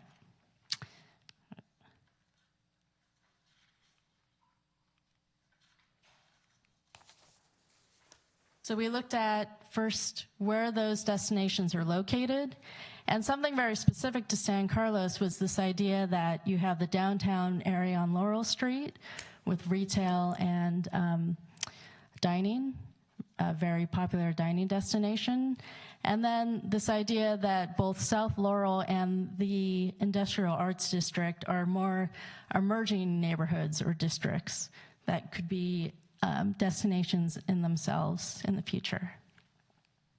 So we mapped out and worked with the subcommittee to look at routes into downtown, into the heart of San Carlos. And where those yellow circles are would be potential gateway areas as people approach the city. So those are the typical sign types that we were looking at for San Carlos. And very early on, we worked through different design iterations with the wayfinding subcommittee. So we had various options. We really worked with them to talk about this idea of both sort of a very high-tech community and yet a Main Street community, you know, a small downtown, a very walkable community. And so it was sort of this mix of something that had very modern, a clean look, but then also had designs on the back that sort of had this more classical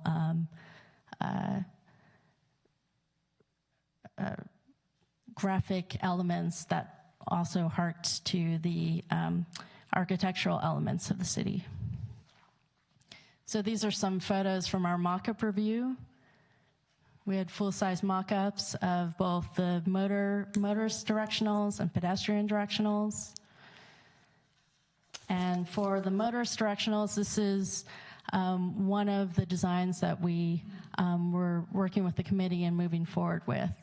So you have San Carlos highlighted at the bottom of the front of the sign, and then a decorative element on the back of the sign. We have directionals to parking and identification signs for the public parking.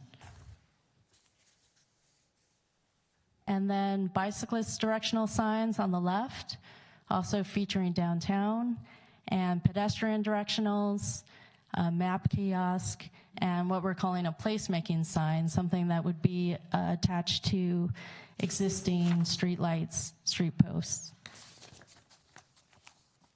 So this is a close-up of the map kiosk, which could be featured on Laurel Street and have a walking radius to really let people know what's around that area and how long it would take to get to a destination like the train station. This is a slide showing the bicyclist directional sign. And then we really kind of had fun with this, taking the branding guidelines that were given to us in the different colors and looking at a way to feature the City of Good Living tagline on street banners. Here's a photo rendering of what that could look like. And then also taking this idea of having placemaking cuffs throughout downtown. So it could be the City of Good Dining, the City of Parks, the City of Good Living, and a photo representation of what that could look like. And then we looked very closely at gateway elements to the city. So here's an existing gateway, and looking at an option of taking the graphic language that's shown on the back of the directional signs and having that as a vertical element within the median to feature San Carlos. And then looking at taking that same design but changing the colors. So that would be option B. And a close-up, we did a SketchUp mock-up to show that really these are dimensional letters housed within a painted aluminum frame structure. And there could be landscaping that would grow up the back of that structure. Then we have the existing gateway that's on San Carlos Avenue. And taking that element, and this would be seen from both sides of the structure, San Carlos and the City of Good Living. And option B is a color shift with the brighter gold. Then we have an existing horizontal gateway. And one thing that we looked at, this is option A, is taking some of those same architectural elements from the existing gateway that was shown on this slide here and attaching it to this structure to create that cohesiveness between the existing gateway and then the retrofitting this gateway as well. Option B would be to leave the structure mostly intact, but to include a horizontal City of San Carlos dimensional letters and framing element. And then existing, as you're approaching on Holly Street, really this is from the 101, one of the main entry points into the city, into downtown. So we wanted to feature highlighting San Carlos on this existing structure. And option B would be a color shift that would be closer to the branding guidelines that were given to us.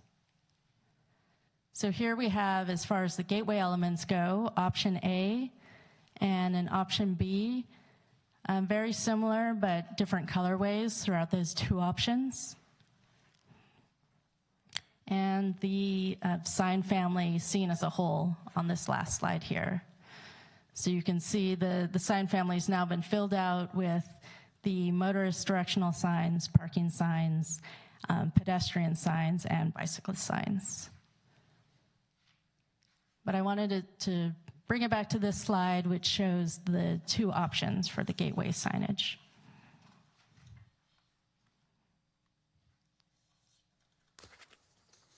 Thank you very much. Thank you very much, Emily. Appreciate that. Questions from the dais?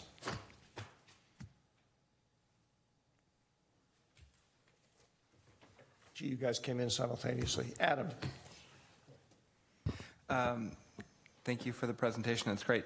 I appreciate it. And thank you also. I know we had the subcommittee meeting, just kind of adding a couple slides, put some context in, I think, for me at least, some of the visuals. So I appreciate you adding those for the presentation. And so I guess, and maybe in terms of some of the areas I think we talked about at the subcommittee meeting were to make sure we kind of expand kind of where we're looking at for some of these directional signs, because I think we have some other, we sort of went for a limited scope within the parks as an example to try and expand those to some of the open space parks and some of the other parks that may be less accessible so that people can to do that as well. And then I guess I didn't see on there and on your list, and I maybe forgot at the meeting we had, but the San Carlos History Museum, I didn't see anything listed for that. I saw Hiller, but we also have our own small history museum. So I think, and I know we're just looking at sort of approving the concepts of it, but I want to make sure we sort of look at how expansive we want to make this in terms of really sort of being a full wayfinding opportunity for us. I guess it's more of a comment than questions. Mm-hmm. That's fine. Ron. Thank you, Mr. Chair. This is not actually for Emily. Actually, it's for staff. So under the fiscal implications, it says that we've already approved $100,000 for this project. But then it says in the next paragraph that there would the additional cost, design, construction, installation is $240,000. What part of the budget does that come out of, and do we have an allocation for it? It would be a general fund expenditure, and you don't currently have an allocation for it. Okay. All right. Thank you. Other questions? Sarah. Thank you, Chair. I just wanted to get a little background. I see here in the packet that the subcommittee, when you guys met, there was discussion about doing a digital map kiosk. What would that look like, and where would that be, and how does that work? Well, at the time, and here you see second to the right is that map kiosk. So the kiosk itself is designed to either be a static map, double-sided, or the size is based on including a digital screen within that framework. I think that, our recommendation at Hunt Design, we've right now have located this sign right in Laurel Street at the park that's on Laurel Street downtown, because there really aren't a lot of downtown areas that have a park situated within the downtown area at that scale. And so we thought that that location would be a good point for a meeting point. But we also feel like in terms of having a digital screen, it really has to be closely looked at as to what that content is and who would be managing that content, how often that content would be changed out.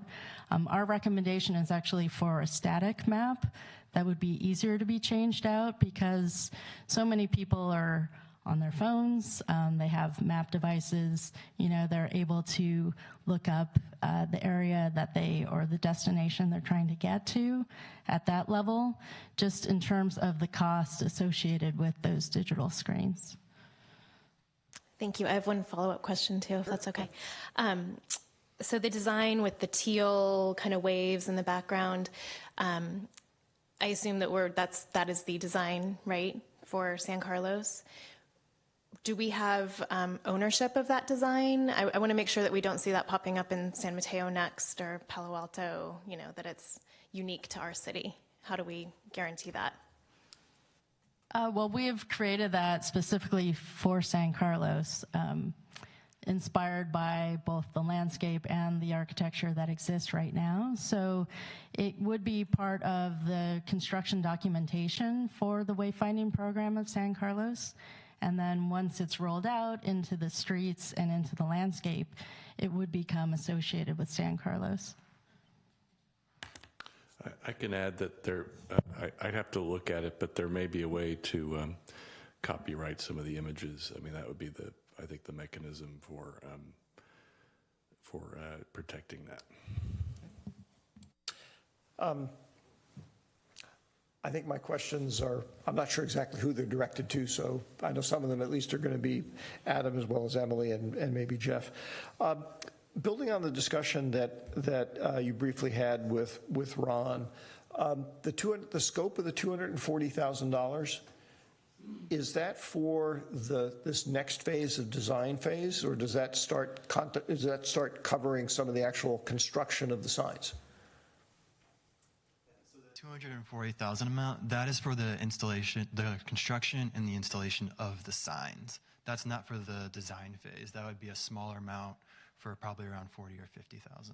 So I want to make sure I understand. So $240,000 buys all of and ignoring the various options, but it buys all of the signage that we're seeing examples of tonight? Yes, that's correct, with some options here and there. I'm impressed. I didn't think you could do that for $240,000. Okay, thank you. Some other questions that I had, sort of more relating to the design of the signage per se. And I'll freely admit I am not a branding person and a design person. I mean, part of this, what I realized tonight, is that I tended to think of the wayfinding study as mostly like signage pointing where to get to various places.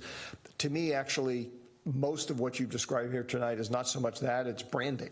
It's branding for the city, which I'm not saying I'm necessarily opposed to, but it's sort of different in my mind than wayfinding. The first question I sort of had is, on the one hand, I like the signage designs for the wayfinding that you've proposed and the options and whatnot, but they are, how can I put this? Except when they use the catchphrase City of Good Living, there's nothing unique about San Carlos to them. And I was wondering, did you consider, is it from a design point of view possible to, for example, put some of those iconic images, perhaps of the structure that's at the corner of San Carlos Avenue or the train station or something, kind of in outline form in the background, so that when one looks at the sign, it may be saying, here's how you get to the parking lot, but you know that you're in San Carlos and you're seeing a San Carlos related sign. Mm-hmm. Well, I think two things to that. One could be that those street banner designs that we showed could be modified to include, either architectural elements or other photographic representations of San Carlos. But with the wayfinding sign program, what we wanted to do was take inspiration from the architecture and from elements of San Carlos, the destinations themselves, but really to sort of merge that into, in this case, more of an illustrative, decorative backside. I see that, and I guess maybe what we're coming down to is, and you're the designer, not me, I guess, as I said, they're nice-looking designs, but I could see them showing up in Burlingame or Menlo Park or any one of a number of communities on the peninsula, and I go, yeah, okay, they fit in. And so that's what I meant about there's nothing that sort of uniquely ties it back to San Carlos, except when we say City of Good Living, because that's our motto. Mm-hmm. All right, well, I'll think about that. That may sort of affect my my reaction to moving forward. The location map, I too had the sort of thought about that Sarah expressed about going with a more digital approach. But you actually raised, I thought, or reminded me of a very important thing, which is that do they actually serve much purpose anymore for a growing proportion of the population? As you yourself said, we're looking at our phones to figure out where we're going, not actually going to look at a map kiosk. So how common are they anymore for people newly installed? I mean, I can see if a community had them for a while, they'd keep them, but how often are they done nowadays as a new installation? As a static map, or I think it does depend on the area itself. We actually work with quite a lot of cities where the static maps are in place because there are walking or, walkable or bikeable destinations close to that area. And then, it also depends on the amount of tourists or residents who may not know about certain destinations. So there are cities that really want to promote, say, a newly developed walking trail or a park that's opened up, or to help encourage walking and biking. So we found a resurgence, I think, of some of these map kiosks and static maps. So those are good points. Thank you for that information. That makes me think, perhaps I was wrong. I was assuming that since you had, in your pictures, your renderings had located the map in the heart of our downtown area, that most of what was going to be on the map was almost like what you'd see in an old American mall where it would say, here's the town restaurant, here's the this restaurant, here's the this store. But it almost sounds from your answer a minute ago that it's more like, here's the bike trail, here's a walking trail, here's the San Carlos History Museum. So what's the scope or focus of the map? Well, in this case, and thinking about it, it could also be closer to the train station because it could encourage people once they're at the train station to, branch out and go further down Laurel Street than they thought that they might be able to get to in the time that they have in the city. I mean, for that case, it's for visitors. But part of what we do as wayfinding designers, it's also these signage programs really give a sense of sort of the cohesiveness of the city, how things are maintained. I mean, that sort of falls back to the branding element where it's a sense of sort of security, a sort of look, a feeling that the city is invested in this look in the wayfinding and signage program. I appreciate that. I'm having a little difficulty. Let me see if I can narrow the question down, at least one part of it. Is it proposed, is staff recommending that the signage, the map, would in fact, for example, list the locations of various private sector stores, restaurants, or whatever, or would it be public things that would be referenced on it, or both? I'd just like to get an answer to that because I'm trying to understand it. So I would say at this point, we're more at a phase of we're accepting recommendations for what exactly people want on the map, whether that's businesses or parks on the map. It's more we just have the general design and location that we're looking at right now. And if you want us to go a certain direction where we looked more into making it an interactive map with businesses that's constantly being updated, we could do that. Or if you'd rather it be more focused on certain sites in the downtown area, we could do that as well. Okay, thank you. I'll just say personally, if we were to go to a route which included private sector stuff on it, I would only want to do that if the private sector was paying for the upkeep of the map. And if not, then I'd say, then I really don't want to personally undertake it. Go ahead. I just want to, just because this is a discussion that we had at the subcommittee meeting, and so I just wanted to bring up the thought process around that, if that's just from and why we discussed sort of the idea of an interactive map, because we talked about both those options, and I think the thought was we're where we are, and wouldn't you want to have, I mean, at least my view is something more dynamic, where you would have maybe get some private sector funding to upkeep it, to maybe restaurants would want to offer discounts on certain things or ads, or we can do things and have a more interactive thing to show off kind of what things were in a city versus just a static map. And we looked at the price difference, and it was about, I think, $2,000 more to do a interactive map than a static map. And so that was kind of the thought that let's bring this up to the council to have some discussions about, would that be more interesting to have a couple of those around to sort of as a better approach. Okay, thank you for the clarification. That's it for now for my questions. Laura, I see you have some. Yeah, so just kind of going back to a couple of the goals that were outlined for the project, and around getting drivers parked near destinations and other cars to ease congestion and support circulation between destinations for all users. How does this plan and these recommendations compares to some of the other cities that you've seen where you've actually adopted a wayfinding system? What were the results in those cases against those types of objectives, and how does this plan compare in your estimations? Because, for example, traffic circulation and congestion are big issues for us, so I'm just trying to get a feel for how close you think we were hitting the mark and meeting those objectives, if you can talk to that. Well, I think that, you know, by highlighting the parking within the city and comparing this to other cities that we've worked with as well, I mean, I don't have hard numbers for that, but not only does it help improve the city image, but it does, they have found that, you know, parking, there's always a perception that there is no parking in many of the cities that we work with. So we found that by really highlighting these parking signs and having it tie in with the city wayfinding, that people are taking advantage of those more. Or, you know, there's some cities we've worked with where there's city lots that are a little bit hidden out of the way. And so these wayfinding signs also help to direct to those signs and to those parking areas. Adam. I guess I want to just clarify kind of what the goal is for today in terms of what we're trying to approve. I mean, it's the look and the feel. It's because my understanding is we can sort of pull out certain pieces. So, for example, I'm not sure I love all the locations that we've talked about, the sign location plan itself, but I'm maybe comfortable with the design, the look and feel, the color scheme we're doing.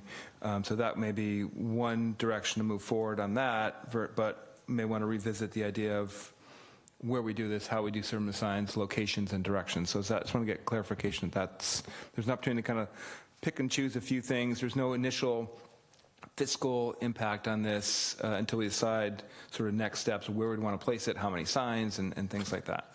That's correct. Really, the intent of tonight is to get direction on whether people are supportive of the designs, want to move forward with those, and if they are, we can make changes later on to where signs are located and whether we want more signs somewhere or fewer of a certain type of sign. Okay. Well, now I have two additional questions. So I guess I misunderstood the discussion, Adam, you had with Ron earlier. So we are not tonight approving the additional expenditure of an additional $240,000 out of the general fund? That's correct. Okay, we are not. So it's just at some point in the future, we anticipate, depending upon exactly the signs and how many of them we get and whatnot, that's probably order of magnitude what it would cost when it comes back for approval. That's right. Really, yeah, what we're looking for now is this will allow us to then go out and collect quotations so we get an exact price for that.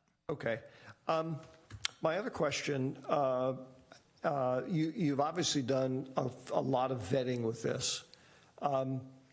I guess what I'd like to drill down on a little bit is at least some of these signs, what I think of as the branding signs, like the ones, you know, for example, you did those nice renderings of what it might look like if we replaced or made some substantial modifications to the main sign at San Carlos Avenue and El Camino. One of the things I've learned being on this side of the dais is that anytime you do something like that, there's always some portion of the community that goes just insanely angry about what you've done. Insane is the wrong word. I mean, they just honestly feel very upset about the change. So what vetting have you done to try and assess whether or not there's some degree of at least acceptance of this, or are we just going to create a firestorm by, not the wayfinding stuff, but we're just going to create a firestorm by introducing some of the branding elements? Yeah, so we did hold a public meeting open to everyone at the youth center. I think that was last year. And generally the feedback we received was people were positive. They liked the changes. They liked the designs. I think there were a couple of people that were concerned with changing anything on that main gateway sign, since it's kind of a very prominent feature, but more people were supportive of it at that time. How did we advertise that meeting, and roughly, do you recall roughly how many people showed up? I was not here at that time. Let Allie answer. I believe it was advertised on Facebook, and there might have been another post on the city website itself. We did have a low turnout. I think there were members from the steering committee. I think there are maybe 5 citizens that showed up to that meeting. Okay, that's fine. Okay. I'm not surprised to hear that. Related to the comment I made earlier is we're all familiar with the fact that even though we agendize these discussions and we do lots of outreach and stuff, in all fairness, most times, most people do not pay attention to what we're doing until after it happens. Okay. Thank you, everybody, for the presentations. That's all the questions I had. Did anybody else have questions? If not, I do not have any speaker cards on this item. Is there anybody in the public that would like to comment on this? Okay, seeing none. I will move forward to discussion, introduction of motion, whichever the dais prefers. Oh, and by the way, as I forgot to say tonight, this is a general have at it. So whoever, you don't have to go through me on this, just go. So I guess, and I just, as we're kind of just talking about kind of feedback on the different pieces, if we were going to make some changes in terms of the gateway signs and other pieces, my preference is to stay with the branding and color palette that's sort of been approved versus, I guess, the more brown, lighter stuff. I think it just having that consistency gives us the ability to brand something as San Carlos, because that's sort of our coloring. I did like, Chair Olbert, your idea about having some signs with some of the more iconic or pieces that sort of are San Carlos-like. I think that sort of adds something to the branding for it, and adds something to the signs themselves.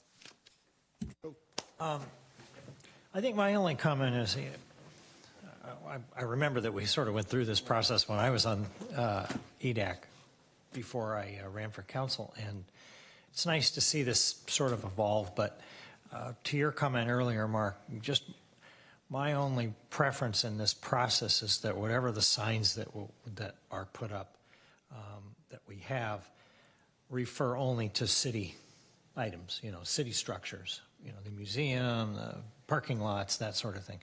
I think wayfinding for particular businesses is something that ought to be dealt with separately, and I think, as you said, have the businesses pay for that. But I would, because businesses come and go, I certainly wouldn't want to start putting business names on these signs. These really are just, where are the parks? Where are the parking lots? Where's the museum? Where's the airport? And I think that's... if we start augmenting our bike lanes and stuff, where bike routes, where those bike are. Bike routes, yeah. Exactly. Yeah, that's really my only comment. Other comments? I take Ron's point. I agree with that. And if we're weighing in on option A or option B, I prefer option A. Throwing that out there. And just for my own, option A versus B is mostly the colors, is that correct?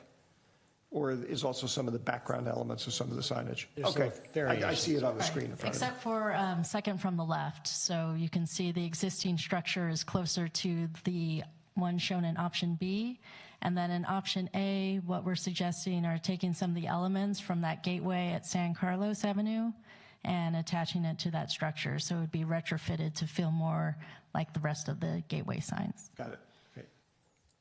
Yeah, so just kind of circling back to the budget issue that was brought up earlier, I think from my perspective, I think the priority is really around the wayfinding and helping people get around downtown and find parking and that type of thing. So at a certain point in the project, if we have to prioritize, I think it'd be important for us to kind of go through this.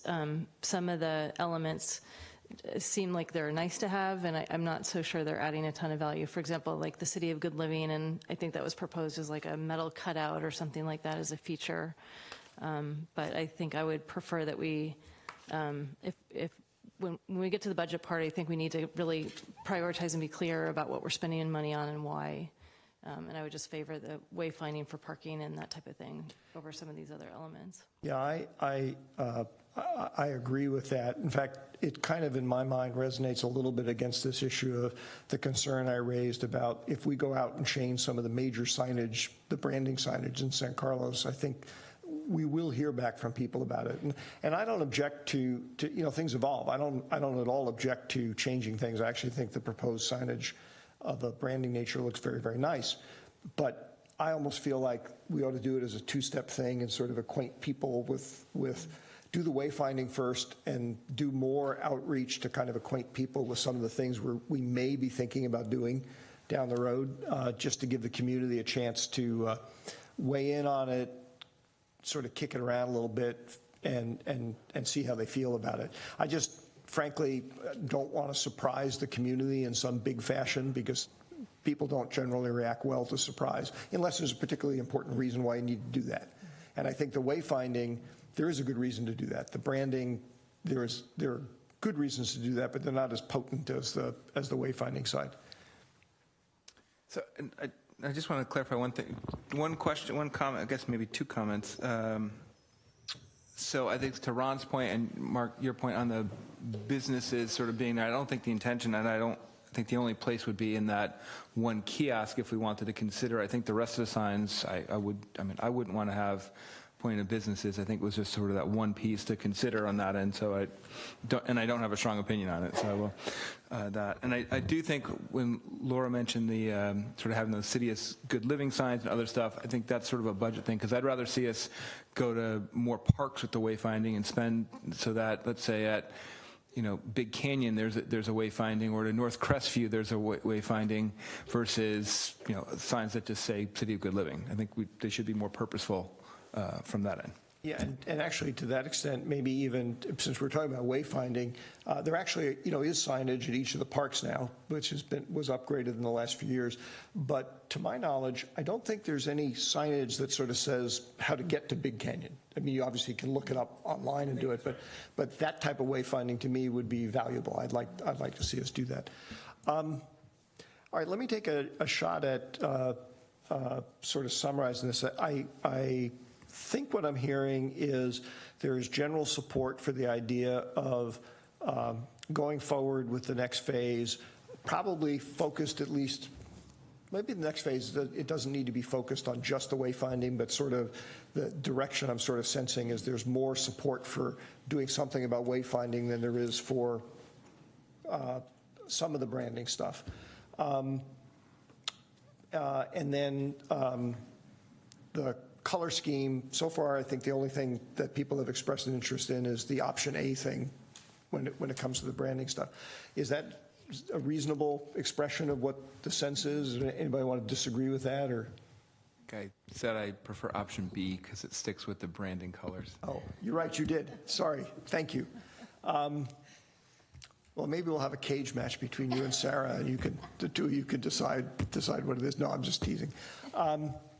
Well, I suppose that to the extent that we are focusing in terms of implementation initially on the wayfinding stuff, further work can be done on from a design point of view on both options. I imagine that, because that's not, you're not actually building anything at that point. Does that make sense to staff? Jeff, am I giving direction to staff? Am I summarizing something that actually would be useful to staff, or am I not on target? No, I think you are summarizing it in a way that's useful, although it still would be useful to sort of determine which color palette the council liked better. All right, well, since then we need to look to the people who didn't weigh in. Laura and Ron, which color palette do you like? And feel free to suggest a third one if you like that better. After you, Laura. Option A. Complicate things. I'm going to go with option B just because it sticks out more. But I notice it more. So. Well, thank you very much, everybody. You now make me the tiebreaker. Well, no, you know, in all honesty, I do not have a strong opinion one way or another. I personally prefer option B a little bit because I just like that particular color scheme a little bit more, which technically means that there's a slight majority for option B. But one of the concepts I introduced years ago when I was on the school board is there's a difference between a yes and no, a heck yes and a heck no. So does anybody on the option A side really have a significant problem if we went with option B? Heck no.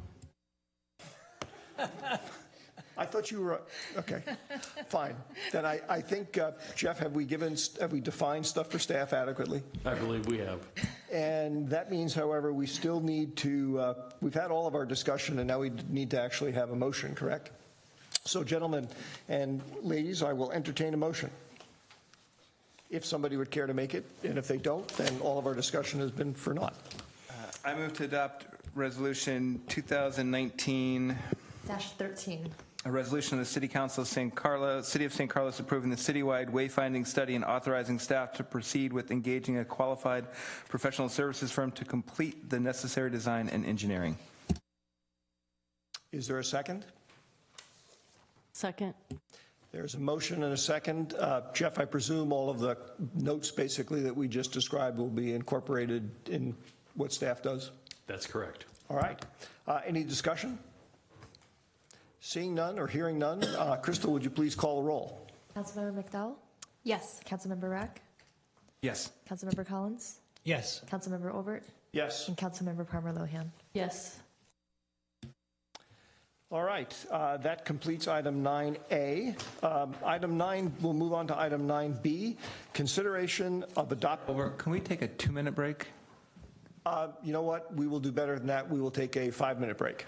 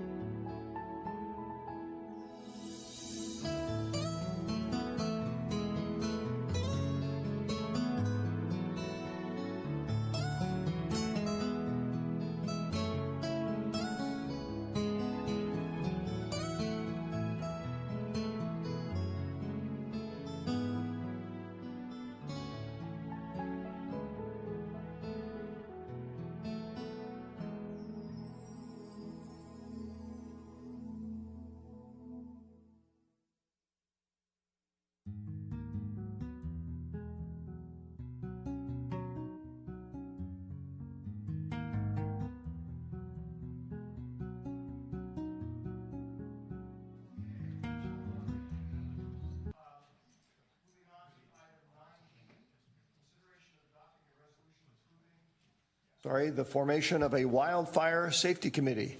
Good evening, Chief Pucci. Good evening, Chair Albert and council members. Wildfire safety has obviously been a hot topic in San Carlos for the last period of time, and the fire department's taken many actions to start mitigating those threats. And one of the concepts that came up was forming a committee on wildfire safety as a conduit of information sharing with the fire department, a resource for research and that kind of thing. So this is my proposal on how I think that could actually work and what we would do to keep it functional and effective and give us the information that we need. I think the formation of the committee ideally be kept to a fairly small group of 3 to 5 members for efficiency's sake, and ideally, obviously, they would have to be San Carlos residents. We want them to have some skin in the game and be residents of our community. And then ideally also from different parts of the city. The wildfire threat is obviously vastly different in the industrial area versus the wildfire interface, so different representation from different portions of the city would be a very positive thing. And for how would these community members join this committee? What we would do is we'd have the community members contact the city clerk. They can gather their list of names. And then really the selection and interview process would belong to the city council. You'd be able to meet with the individuals, ask what questions you wanted to ask them, and decide who would be on the committee. And initial proposals for 1-year commitment, and the city council would have that committee continue or not, depending on if there's more work to be done after year 1. The goals of the committee, it's really what it boils down to is the wildfire threat to the city. So currently that would include input on the fuels management program, evacuation policies and plans, and then the various fire department, fire detection technologies that are out there, and get that input from and the expertise of the committee. And really, that's it for my report tonight. I just wanted to get input from the council on if you thought that would be effective and meets your goals. Thank you, Chief Pucci, and there's no problem with presentations being short. So, one of my first managers gave me advice many years ago, which I always try to remember and often don't, which is I would have written you a shorter memo, but I didn't have time. So, questions? Laura. So, thank you. Thank you for the short report. So you and I have had a few conversations about this going back to the summer about wildfire mitigation and that type of thing. And more recently, we had the opportunity to be at the farmers market booth on a rainy Sunday. Very low fire threat day. Yeah. What you shared with me at the time I thought was interesting in that, and you've shared this multiple times, is that there is kind of a multiple point strategy around mitigating fire risk. And I think it sounds to me like a component of that is around education across the community. And one thing that struck me in particular this past weekend is you talked about, every family can have their own fire safety evacuation plan. That doesn't mitigate the need for a wider city plan, right, that has to be well coordinated in the event of a big disaster. But to what extent, I guess, would this committee, in your mind, serve kind of the broader strategy that is already in place? What I'm trying to reconcile is if there's kind of common things that the fire department and CAL FIRE are working on, what role specifically would this committee play when it seems like what we're trying to do is get the word out to multiple people, and then there may be some additional strategies we need to consider? So I'm just confused about how this plays into all that. I think that the committee could, if there's people of the community that have a particular interest, can certainly gather information. Many of them would possibly have some expertise that might be some outside of the box thinking that is not on our minds at this point. And I also think it serves as a information channel between the fire department and the community. Really, there is no one solution to this problem. It has to be multi-pronged. It has to be individual education, mitigation, planning, comprehensive. Ron. Thank you, Mr. Chair. I realize that we said this would be a 1-year appointment. In reality, how long do you think the whole process would take? I think there would be an initial ramp up and meeting with the committee members to really define what information we want to gather and get their input initially. And I don't think once we get the information and that input that we need and roll out a plan, that it would necessarily be that long. 1 year seemed like a natural benchmark to say, well, at that point we can revisit and see if there's more that needs to be done. I do think that probably within that year, or maybe even less than that, we'd be able to gather the information that we needed. Okay. Where do you see us in relation to other communities in our wildfire planning? I think we're doing pretty well. There are certainly agencies out there that are cutting edge.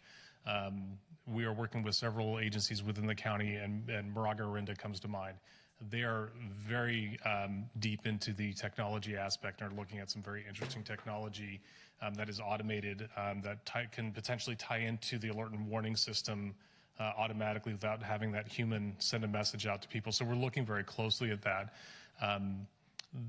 The community interest in this subject is really very common throughout the county, and we're meeting frequently with our counterparts in other agencies, trying not to duplicate work. Right. Working with CAL FIRE recently, and they came up with a great idea on how they can fund one portion of a particular project this week for the entire county. So really, we're all putting our heads together. We have a lot of expertise in the room, especially with CAL FIRE helping us with that too. It's a good working relationship in the county. I don't want to put you on the spot, but I was just thinking there are a lot of tools out there. There's a lot of technology, early warning systems, cameras, other mitigation options. If we were to, let's say this committee came up with a list of recommendations and they involved, the latest technology. I'll just give it that broad category. You want to give me a wild guess as to what you think we as a city might want to budget for that? I know maybe that's not even a fair question. I'm just trying to get a general sense of, where the state of where technology is today and how much you think that could impact a city like ours, on our budget. It's really hard to give a number right now because I'm just learning about what some of the things cost between sensors and cameras. It really depends on what system we design. You can create a incredibly comprehensive system that would cost $1 million. Each price tag is going to have to come back with a cost-benefit analysis that is acceptable to the council. I really wouldn't have a dollar amount that I can give you right now. Some of the technology, and also how much roadway that we cover with, right. It really depends on the scope of the work. That's all right. I just wanted to ask the question, and not knowing is acceptable. So, yeah. All right. That's it for the moment. Adam? Thanks, and thanks, Chief Pucci. I guess kind of a couple quick questions, and one is, so I think you mentioned sort of different ways to sort of approach this, a lot of different ideas, so I guess I would throw it from the perspective of, are there other ways that we could manage this outside of a committee? Like, could we, is there a way to let's do a couple public hearing, sort of town meetings around it, gather feedback, or have some more educational seminars? So I'd love to get your thoughts on sort of what you think might be the effective way, most effective way to look at this, and also understanding that there's some urgency around this too. So I wouldn't want to do something that's going to take years to put together. I know you mentioned probably 9 months or a year or whatever type of thing, but I want to sort of how can we be sort of most efficient and effective as well? Well, I think community meetings are certainly a possibility. We're already planning on doing that as well. And I think the other half of the equation too is what the feedback that we get from this community meeting and the fire department putting out to the community exactly what we're doing. I think we need to do a little bit more of that just to show the community the comprehensive approach that we're taking to wildfire threat. But community meetings would be a great tool. Okay. And this may not be just a question in general, just I think looking at the hillside, and so we're doing work on the sort of city-owned areas, and we've just approved that a couple of weeks ago for some funding for some of the parks and other areas. But do we, and this may be a better question for Greg, but are there any way to sort of mandate any kind of defensible space on some of the hillside? What ability would we have maybe from a city standpoint to do anything around that, if anything? I can get some numbers together, and you can stop me if I'm going off track. So one of the things that we do is the wildland urban interface inspections. We do that in the spring of every year. in the high wildfire threat area, we'll go through and look at different properties. Last year, we were able to identify 379 violations of the fire code when it comes to vegetation management around private property. And we also responded to 72 complaints from the community about of somebody else's specific property that they noticed.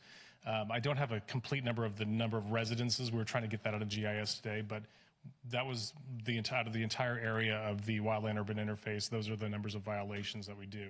So we go out there and we can issue a notice saying, hey, here's a problem with your residents, and look for voluntary compliance. Usually give them 2 weeks to do that. It could be weed abatement or something like that, or whatever the violation is. And it can progress to a point where if we're just absolutely not getting compliance at all, we can go through the code enforcement avenue where there's actually financial penalties for not complying. Okay, thank you. May I follow up on that just a little bit, because I was curious about something. And this, I think, probably is a great question. What are the boundaries of our statutory authority to set things like clearance zones around property? I mean, is that a state thing, or is it state preemption? In that area, we've adopted by reference the fire code, and so all the provisions that the chief's talking about are located in that. It's something the city can enforce. We might be able to, enhance from the fire code at the time we adopt the fire code. That's one opportunity to do it. We make a finding of unique circumstances in the community. We might be able to make those findings to vary from the main code. And then it's possible that outside the area of fire code, we might be able to do some other things, but I'd be glad to look at that to see what other communities might be doing. But normally we've relied on the fire code in San Carlos. It's probably a little early to do that research, but I just mostly wanted to hear that unlike a straight out preemption, as we've discovered in some other areas recently, we do have some flexibility, it sounds like, done the right way. Chief, thank you very much. Good presentation. Most of my questions already got answered. The one that I have left, I got an email which I just realized, A, I had not yet replied to, and B, I think the person probably expected me to forward it to the entire council, so I don't know if they're familiar with it or not. But it's from an individual who used to live in San Carlos and now lives in one of the unincorporated county areas that's sort of inside of San Carlos, Devonshire Canyon area. I'd be interested in your thoughts on and knowledge of, like, what is the county doing? Because that's really their bailiwick, right? The unincorporated county areas are theirs. But clear, fire knows no boundaries, right? So whatever we do and what we'd like them to do sort of all falls in the same section. So do you coordinate these kind of efforts? Do you coordinate with the county on that? Are they doing anything in this regard? We do. We work with Chief Cox from CAL FIRE and meet regularly. As far as the specific actions, I mean, they're enforcing the fire code in similar manners that we are, and dealing with the same problems that we're experiencing too. As far as specific programs, I could gather more information if you were really curious exactly what CAL FIRE is doing in first, I should say San Mateo County Fire by contract with CAL FIRE. But and you may just not know this, but for example, to your knowledge, the county is not, or CAL FIRE with the county is not currently doing something similar to what we're contemplating doing, affecting the areas that, like Devonshire Canyon, that are unincorporated, that happen to be within the boundaries of San Carlos. They do have a vegetation management program in San Mateo County. They actually do live burns in certain parts of the county, certain times of year. They will also do urban interface inspections as well. I know the basics are there, but they've had a vegetation management program for quite some time. Okay. As well as having the hand crews within their own agency to actually do the work too. That's handy. All right, fair enough. Laura. So question, it sounds like your thoughts are that there's probably multiple ways that we can address this. Some of the other committees, so for example, SHAC was made up of 7 people. I believe the Community Foundation Committee is made up of, I don't know, 10, 15 perhaps? It's actually more than that. Much larger group.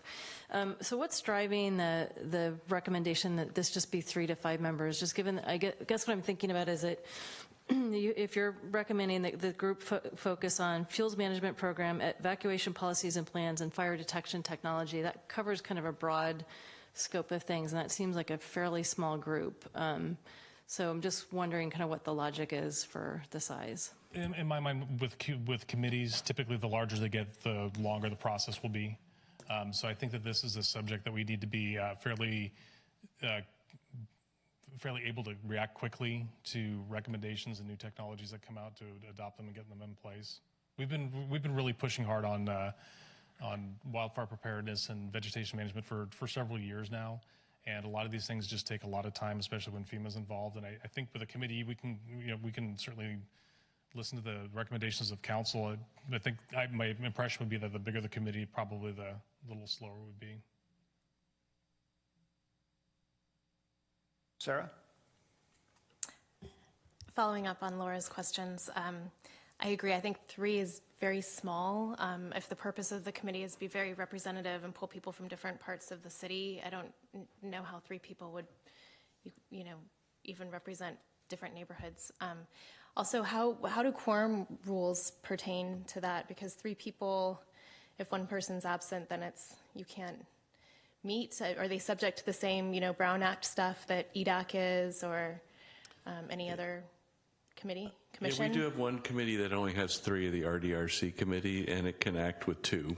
Okay. And then I just wanted to kind of pick your brain a little bit about the specific mission of the commission, if it's listening to presentations and kind of giving a thumbs up or thumbs down, or how much input would they have into these 3 areas that are mentioned to kind of drive the process? Because I want to make sure that we're being very conscientious that whoever serves on this committee feels like they have input. And I take Adam's point too about the town halls. I think that it's really important to reach out to the broader community and get feedback on all 3 of these issues. And I'm struggling a little bit with how representative 3 people would be. Yeah, I think that we can change that number. The process, I just think it's important that we share and provide them input, and ultimately we're going to be putting our heads together with the committee, and then they would report to the council, and the council would be able to give direction to the fire department of, this is important to us, look into it further, or this is the system that we think will work best in the city, that kind of thing. So they'd be coming to you for you to ultimately make those decisions. Adam? I was on already. 2 quick questions. One, is there a sense for we think the cost would be to sort of run this committee for 9 months or a year? Any thoughts around that? Or maybe from a cost from time standpoint, let's look at it that way. I think it would be minimal. I think it would be the community members volunteering to be on this committee and us meeting with them at different hours of the day that would make sure that we can actually keep the meetings going and that kind of thing. So I think the fiscal impact would be pretty minimal. And then just to follow up on that, are there other cities that are taking this approach versus sort of a community meeting approach, or just sort of working directly with fire departments and trying to get some feedback? And what have you seen in some other places in the county? I'm not aware of any other committee in the county. I do know that, the fire department on a wide variety of subjects will hold community meetings. We tend to host those in the fire stations on a variety of subjects, whether it's disaster preparedness or anything like that. And we like to get the community into the fire station and meet one-on-one or with the crews there. So that's common for us. And since you've had some of these, what's sort of your sense on the outreach and the attendance for these sort of things? It can vary. Sometimes we can be very well prepared and get a very small group, and other times it depends on what we tend to do is try to use neighborhood associations and try to break the city up by those groups, figuring that they're probably already meeting through, whether it's a neighborhood watch or CERT or something like that. So we try to take those existing organizational structures and communicate to the group and announce the meetings through those groups and get better attendance that way. Okay, thanks. Laura? Thank you. So I'm kind of struggling with this concept because I agree that we need to act quickly. I know the community's concerned. The size of fires is not getting any smaller. I've lived in California most of my life. And it strikes me that I feel like it's like there's two pieces to this. One is around the need to educate the community, to empower them. I think those were some words that you shared with me this past weekend. Because there's basic things that can be done, blocking and tackling, that we know to be true, right? But then there's some other elements to this that require subject matter expertise. And I'm just wondering how this is going to be different than, so for example, we have a wayfinding committee, we went out and hired a design expert, right, for wayfinding. And it strikes me that a lot of these things that you're looking at are very technical in nature. So why wouldn't we do the same thing here? Go out and hire a subject matter expert or work with some of these other agencies to kind of come back to us with recommendations, and then, to Adam's point, do more community-based forums to, collect that input from a broader audience. I think, Sarah, you mentioned that also, across the community, because I don't know that this is just a 3 or 5 person thing. It feels to me like we need some subject matter experts, and we need to empower the community and educate the community through, kind of a different form. So I'm just kind of not understanding why we're headed down this particular route. If I don't know who that, maybe Jeff, it looks like you. I can weigh in a little bit. This is in response to an item that came up at the mini retreat where the suggestion was made that we prepare an item like this for your consideration as opposed to an item that came from staff. I think committees are very powerful tools, and we do a lot of committee work here in San Carlos over the years, and I'm sure we'll continue to employ that strategy. Committees can be a slower process. I think we spent, what was it, Al's left the room, close to 1.5 years or so on the House Size Committee that just wrapped up their work. And they can be good tools when you're looking at vetting a lot of different options, when you have a sort of a huge menu of possibilities. Other ways are to engage the whole community through larger scale meetings and public information campaigns and those kinds of things, which we've also done on many different occasions too. So there's really no, there's one is not better than the other. It's simply a matter of sort of how the council feels, what fits what you're trying to accomplish here. We know that you want to move quickly. That was very clear at the conversation you had during the mini retreat, that this is an item that has the council's attention, and that there's a lot of urgency behind this, and that you want to, whatever process we go through here, you want to see that turn into options for the council to consider, so that you can make those improvements to the community before the next fire season really gets rolling. And to answer, I'm sorry, I wanted to answer the second part of the question too. And as far as subject matter experts, I think there's a great deal of knowledge already within the county to best practices within the fire service for what works, because we have people that have worked all over the state over the years that have seen a lot of different fire behavior.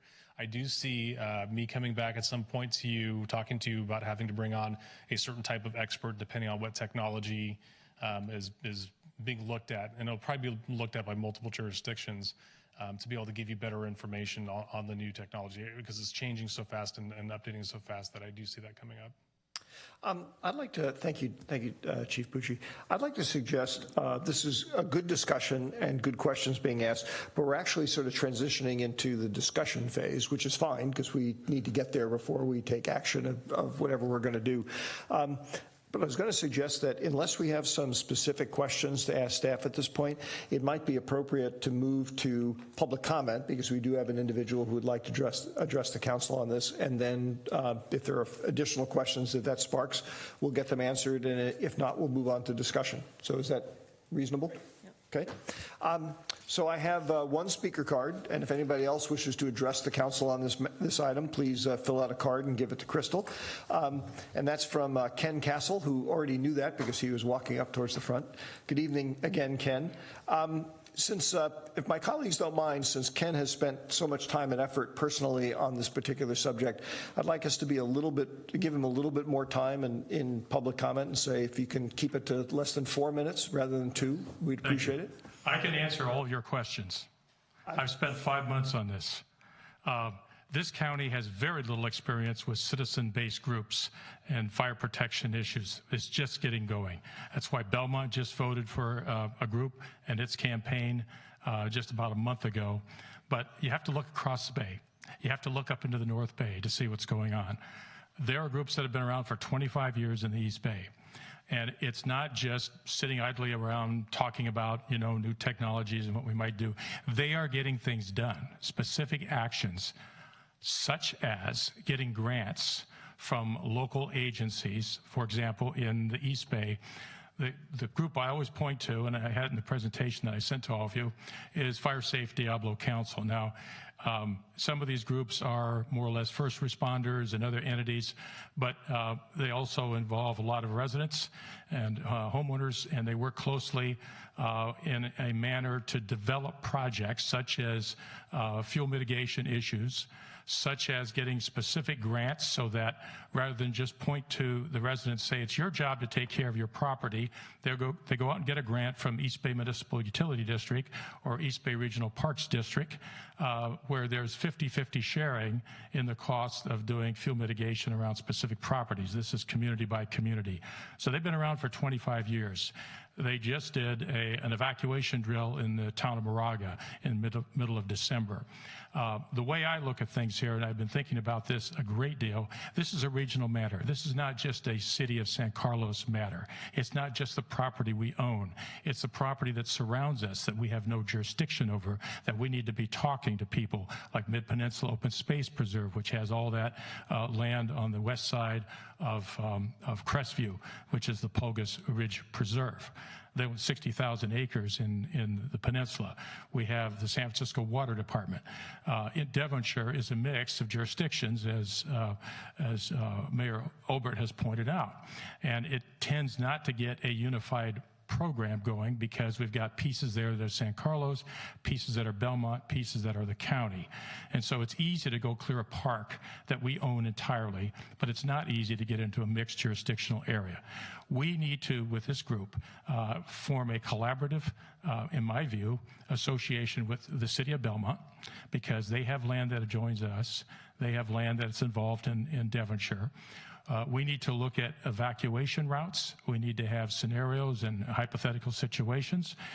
People in the hillside areas are aware that some of these evacuation routes that we have existing could get very crowded very quickly, and we need to look at some alternatives. We need to look at developing safe zones in places where people can't evacuate. So all of you and all of us are flatlanders, but if you go up into the hillside and you drive up to the top of Devonshire Canyon, up along Winding Way and Wyndham, it would be very obvious that should a big fire break out anywhere around the top of that area, people are not going to be able to evacuate, and fire engines are not going to be able to get to the top. So what do? Do we create a safe zone?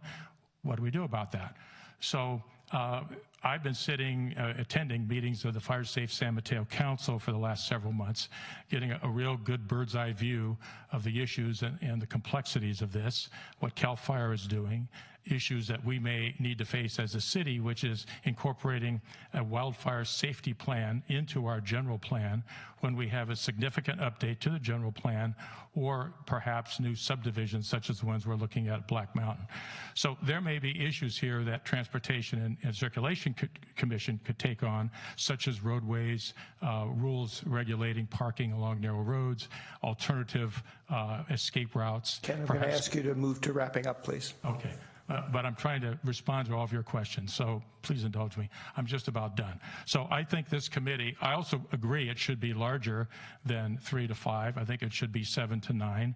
We have people in the hills who are retired firefighters. We have technology, software, hardware experts, all kinds of folks, a number of people that belong to condominium homeowners associations. I could name 7 people almost off the top of my head. Ken, I really need you to move to wrap up, please. Okay. So I would encourage you to move forward with this, and the committee can map out some strategies and come back to you where I think it'll be evident the directions you might want to move. Thank you very much.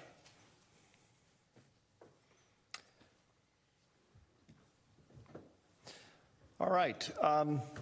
Anybody else wish to address the council on this item? Seeing none, we'll move to discussion. if I may do something a little bit, not out of the ordinary, but a little different than what I've done heretofore, I actually had a thought that was sparked by a number of the questions and discussions and Ken's comments and whatnot that I wanted to bounce off the council. I also, after I describe it, I would like to have Greg opine as to whether or not what I'm thinking of is consistent with how we've agendized this item, since, as you know, I have a reputation for sometimes coming up with ideas that we haven't agendized so that we can't discuss them.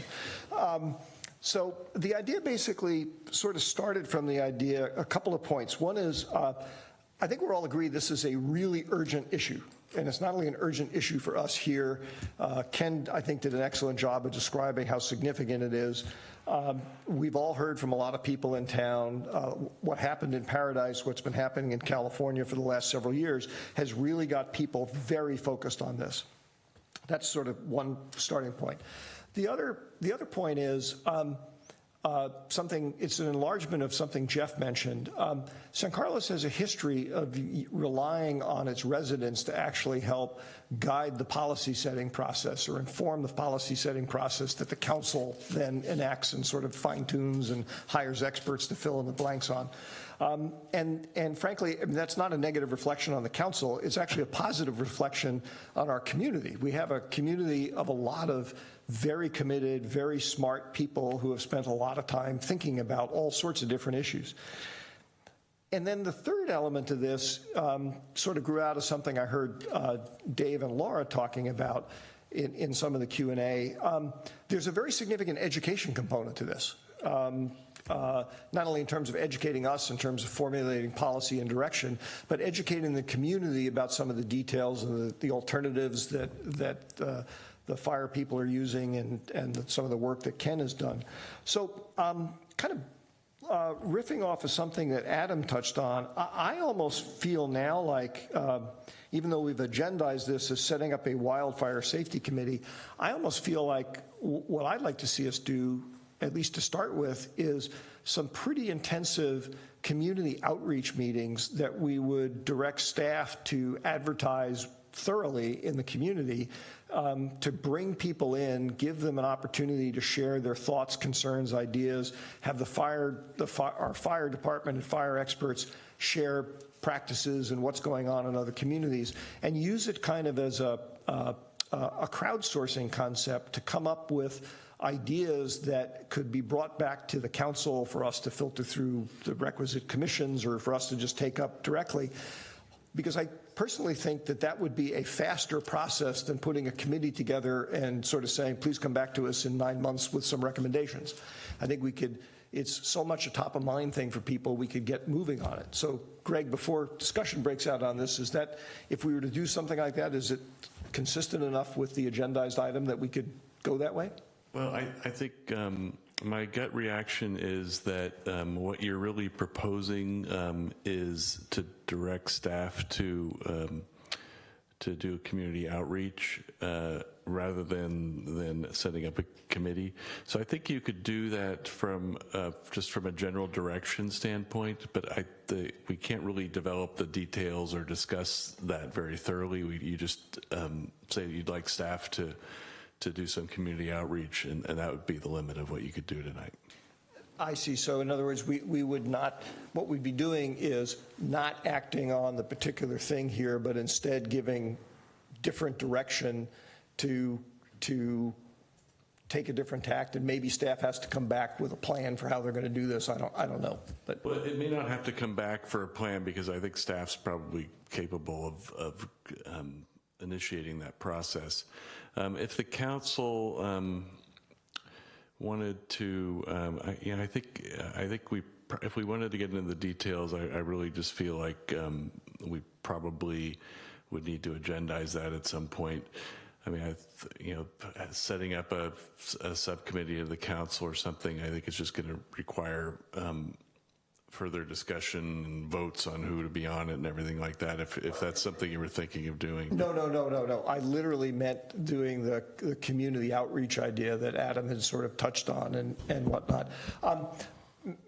Jeff, it looks like you wanted to say something. I was just going to say, if that's the direction that the council wants to go, I wouldn't anticipate needing to come back for additional direction or resources from the council to be able to hold a series of meetings. And to advertise them effectively. And to advertise them.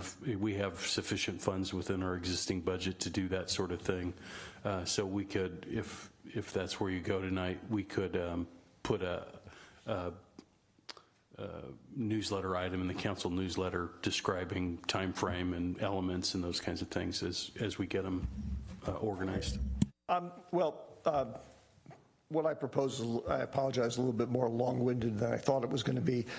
Maybe at this point, really the relevant thing is there anybody else on the council who thinks we ought to consider doing something like that? I'm certainly open to discussing the details of exactly what kind of committee, if we go that route instead, we want to set up. But I just wanted to toss that idea out there because just listening to all the stuff going on, I personally think it might be a more community-involved, broadly based education, crowdsourcing, idea generation, and more rapid turnaround kind of process. But what do the rest of you guys think? I like that idea because I think it's, I think this is an issue that's top of mind for people. I think we need to be as efficient as possible, and I think this is a good way to get there, especially given the need for education around this issue. Yeah, I like the idea of, given the fact that there are a number of subject matter experts, that we're currently, it sounds like currently working with to pull those individuals into the meeting. I also like the idea of doing, inviting some of our neighboring communities to join us, because I think the idea that, we have to work together, right, across the region to come up with some solutions. But I'm just compelled to try to figure out what we can do more quickly, I guess. And the word committee is just making me a little concerned that that's not going to be as fast as we need it to be. Right. May I, before somebody chimes in, Jeff, could you, and I know I just sprung this idea on you, but if we were to do an in-depth kind of community outreach, education, idea generation thing, as I was describing, how long do you think it would take before that was finished and staff would be able to report back to the council, here's what we've learned, here's suggestions, here's things to look at, whatever? Just a matter of probably a few months. Okay. I would think 2.5, 3 months would be adequate time to design it, advertise it. We'd want to do that well in advance, probably pick a couple of dates. This would certainly be something where we would want to have a weekend meeting available for the community. So we try to avoid 3-day weekends when we're targeting those kinds of weekends for meetings, and then be able to get back to you, very quickly after that. I would suggest we do 2 of these, and then if it's, 2 full houses and it seems like, we're turning people away kind of thing, then keep going until we feel like we've saturated the community. I'd also like to be able to video record is something I like to do with these types of meetings so that we can rebroadcast them so the meetings themselves become an educational tool and resource for the community, for those folks who couldn't make any of the dates or for whatever reason we weren't able to penetrate their consciousness in terms of the advertising of the event, that kind of thing. So, but pretty quick, and keep in mind it's probably a 2.5 month process just to be able to appoint a commission or a committee to get started in terms of, there's usually about a 4-week application period after we've advertised it and those kinds of things. So it'd certainly be pretty quick. Okay, I apologize for that. I just wanted to get, the comment you made about speed made me think I wanted to ask Jeff for input on that. I see lights flashing, but this is open forum, so just go. Just go. Chief Pucci, do you feel like if we did 2 of these community outreach events that you would get guidance needed to move forward with certain aspects of what you had listed as things to tackle by the committee?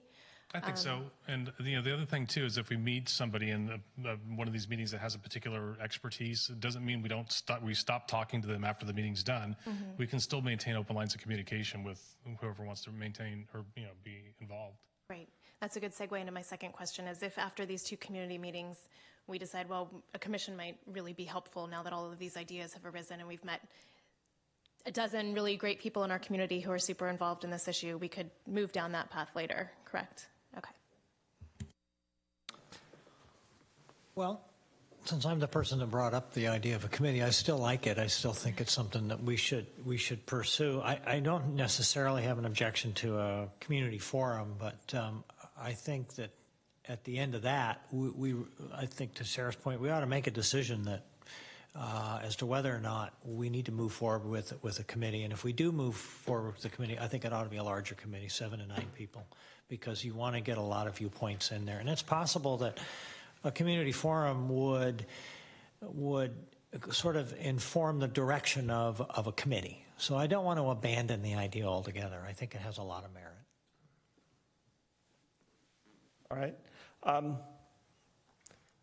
Well, I guess let me see if I can try this out. Apropos of what Greg described a few minutes ago, I think what I'm hearing is general support on the dais. Ron, you may be different about this, but general support on the dais for directing staff to go off and do this kind of in-depth community outreach, information gathering, idea generation, education thing, to be followed up by a report back to council on what developed out of that, and then potentially further discussion about where do we go next in terms of committees, commissions, what have you. And I'm presuming also there may be some very specific action items that come out in terms of we should go with this, we should go study this technology, we should go do whatever. Is that a general sense? Am I summarizing that correctly? Yes. Okay. You get a small yes from me. You get a small yes from you. Okay. I guess that's sort of, what's the opposite of a heck yes? It's just like, yeah, sort of okay. All right. A lukewarm yes. All right. Greg, do I need to do anything else at this point? That's it? Okay. Thank you, everybody. That was good. Thank you, Ken. Appreciate the input and the involvement, and I hope you will continue to do that. Council communications and announcements. First item 10A is reflections and agenda setting. I don't actually have personally any reflections for tonight's meeting, but if anybody else would like to share some or make some agenda setting suggestions, now's the time. Ron. I have a report, so I'll wait. Oh, okay. And I assume this is an okay time to do it. Just was interested in the comments made by Mr. Osteler about 77 Walnut. I'd love to just get some feedback from staff at some point. It doesn't need to be at a meeting, but just some feedback about the gates and sort of the situation there, and just be able to provide some feedback back to that community, that homeowners association. Without trying to limit or direct or modify what you're saying, in the past, the council has on occasion directed staff to contact the individual and discuss the matter with them. And I mean, if you'd also like a report to council or a memo written to us, we can ask staff to do that too. I'd be fine if staff would just reach out to him and have a discussion and understand the issue a little more. Is that reasonable? Yeah, we're absolutely able to do that. In fact, we're already in discussions with the homeowners association. What they're talking about was a condition of approval that the council put on the project to have a access point there for the public. So it would in the future require council action and to be agendized by the council if we were to modify it. If there's an interest in modifying that. Okay. Any other reflections, agenda settings, or reports on? We'll also blend that into reports on subcommittees, boards, commissions, and committees. Sure, go ahead. So a couple of things I wanted to report out on. A few weeks ago, I attended the League of California Cities training for new council members, and it was very helpful. They also talked a little bit about the expected legislation from a state perspective with Governor Newsom coming in, and one of the big areas that he's looking at is housing. So in addition to him asking for budget funds to address a number of issues around affordable housing, the discussion around Scott Wiener's proposal, SB 50, was a hot topic there. And just to kind of inform council and the community that proposal is that within a half a mile of any major public transportation hub, and the state would supersede a local ordinance, and properties could go up as high as 4 or 5 stories. And that would impact San Carlos from the point of Cedar to Industrial approximately, and from Hull to Olive. So given the fact that I know a lot of the community is concerned about the character of San Carlos and maintaining that, and we're also having an affordable housing issue, I just wanted to make folks aware of that, because I think it's something that we may need to weigh in on at some of these upcoming legislative areas. And then on a separate note, as I served as an alternate on the January 24th meeting of SBWMA, or also known as the Garbage Board. And one of the topics that came up was the idea of battery disposal. So lithium-ion batteries are becoming quite prolific and being included in all sorts of electronic devices, and they're also getting disposed of many times in the recycling bin, which can pose a fire hazard, as well as injure workers. And I understand it was a source of fire at the facility a couple of years back.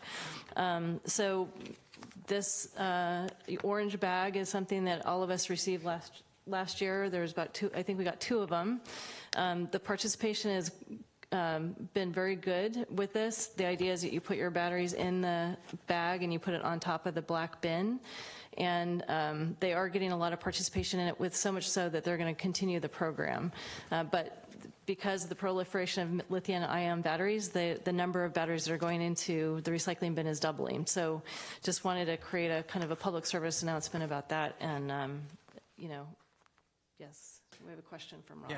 Yeah, Laura, how do we get those? Because I don't remember. Yes. Yeah, do we just call Recology and they'll deliver them? Yes, thank you. Okay. That was... I'll call Gino. Yeah, so our Public Works Department has a supply available, so you can reach out to the city, as well as you can visit rethinkwaste.org /batteries and order them from Rethink Waste. Ron, I use a lot of batteries, and I took yours. So, no, in all seriousness, I'm really glad you mentioned that. Just for the public's benefit too, I believe it's still the case that, which is what I often do, you can actually, if you're willing to, you can drive over to the recycling area and drop off the batteries. They have or at least they did have a battery drop-off area. I admit the orange bag is a lot more convenient. So. Ron, I know you said you had some comments that you wanted to make. Yeah, I just had a couple of things to report out on. I attended my first 2 board meetings for the Samtrans board and the Caltrain board, and thank you, Mark, for voting for me on that. Just one thing on Samtrans, they are starting a micro-transit pilot project. I think they're going to start it up in Pacifica. They're actually coming into the 21st century. They're using a phone app, and you can order a bus to pick you up. Right now, you have to do it the day before, but I'm hoping that they will do it in real time. But these are sort of mini buses, hold about 20, 30 people. Wow. But I was encouraged that it's a new concept that they're working, that's been tried in other cities, and they're going to run it for about a year. And then the second thing was, we also voted on last week to implement another pilot project, and this is probably a little bit longer, and it's going to be discounting fares for lower income riders. So they're trying, Caltrain caters to people who make over $100,000 a year. Samtrans is used by people who make less than 50, so there's really a gap in there. So what they're trying to do is be more inclusive, bring more people in, and they have a process to encourage people with lower incomes who can qualify. They will get, I think, 20% or more discount on Caltrain fares. Thank you. Other comments? I had a couple of items to share. I got the opportunity to do a presentation to the Carlmont Key Club, which is basically the youth aspect of Kiwanis, the other day, and it was a lot of fun. The topic was one of my favorite ones, you can imagine after you hear it. It's, so what does the mayor actually do? And I basically told them very little, which is why I try to not be referred to as the mayor. No, but it was a good discussion, and young people asked a bunch of really probing questions, which I guess I shouldn't have been surprised, but it was really useful. I also wanted to mention to my colleagues that, as is often the case, I recently got a request from, I believe it's the Meals on Wheels program. Meals on Wheels delivers meals to seniors in town. And they like to do a thing where the mayor goes around with them one day during the cycle to hand out stuff. And I actually, I said to them I'd be happy to do that. But I also encouraged the group to reach out to all of you, because once again, what I was trying to explain to them is that really, if I think people would enjoy just seeing a council member, it doesn't have to be the chair or the mayor. So unless you have a problem with that, as I get these kind of requests, I'm going to sort of try and encourage all those groups to do that. I think the more that we all get out into the community, and it's not that we don't do that already, but the more we all get out there, I think it's better for both the community and for the entire council. Lastly, I had the discussion, Ron, that it's an idea prompted by your report from the board that you're on with that shuttle. I think we all got an email about, it was in response to an article about the San Carlos shuttle, the train station, and how it's not doing well financially. So, Jeff, when is the next time that program is going to come back for review by the council? I'll have to check with staff and get back to you on that. Okay. I just, if there's interest, I wouldn't mind having some kind of discussion of that sooner rather than later, because it's just, if there's something we can do to try and make it more successful, I would love to do that, just as a general principle. Is there anybody else who's interested in seeing that topic come forward? I'm interested. I also wanted to add that I'm on the commute.org. I'm the representative, and I have my first lunch and learn this Thursday, which is also open to staff. I sent it on to Jeff if anybody wants to come from San Carlos. Good. Okay. Well, so I will report back on that too. Thank you. Then we'll put that in the agenda. We'll do that, yeah. And I know we actually have something in process already on that, so I just don't know where it's at. Good. All right. So we'll move to staff comments on city administrative business. Jeff and Greg. I just thought I'd take this opportunity to provide a brief comment on the allegation at your last meeting made by members of the public that the prior council, quote, may not have fully complied with open meeting laws. That was the sentence in the letter. I took a look at the code section that was cited there, and my opinion is that it's not applicable to the situation that the council faced back in October.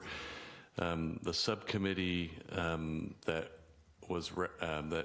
made its report was not the type of subcommittee that was contemplated by the statute, because it never held any public meetings. It was basically two council members who are allowed under the Brown Act to discuss one item and interact with staff and then come up with recommendations. So the Brown Act provision that was cited to is inapplicable to that type of a situation. And you know, the fact was that there was plenty of public input and opportunity to talk about the item, and including discussion about the most appropriate FAR.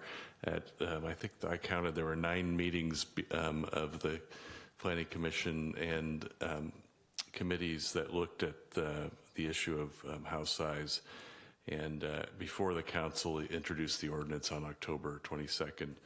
So that's just a brief report. I'd be glad to kind of issue something in more detail, but I think it was important and appropriate for me to comment on it, since it was made at a public meeting at public comment. Thank you, Greg. No, I appreciate you doing that. And I presume if any member of the public has questions about that, they're welcome to contact you, right? If they would like to contact me, I will talk with them about it. I would like to make a comment. I realize there's only one member of the public in here, but there are people that watch at home, and I would like to say that People need to understand that there's a city attorney at every meeting we have. And if we wander into any area that is a violation of the Brown Act, we are warned immediately. When we have a retreat or a strategic planning session, our city attorney is with us, and he has never failed to notify us if we are getting close to Brown Act violations. So I know that this particular charge comes up from time to time, but people need to understand that, this is something that we are schooled in when we first joined the council, and we are reminded of constantly. So I want people to understand that we are keenly aware of the Brown Act always, and we make every effort to follow it. And you know what? Thank you. I agree with what you said. In the interest of not about this particular issue or any issue in general, I think we also need to recognize that there certainly are examples of where public organizations have, in fact, deliberately or inadvertently violated the Brown Act and the open meeting laws.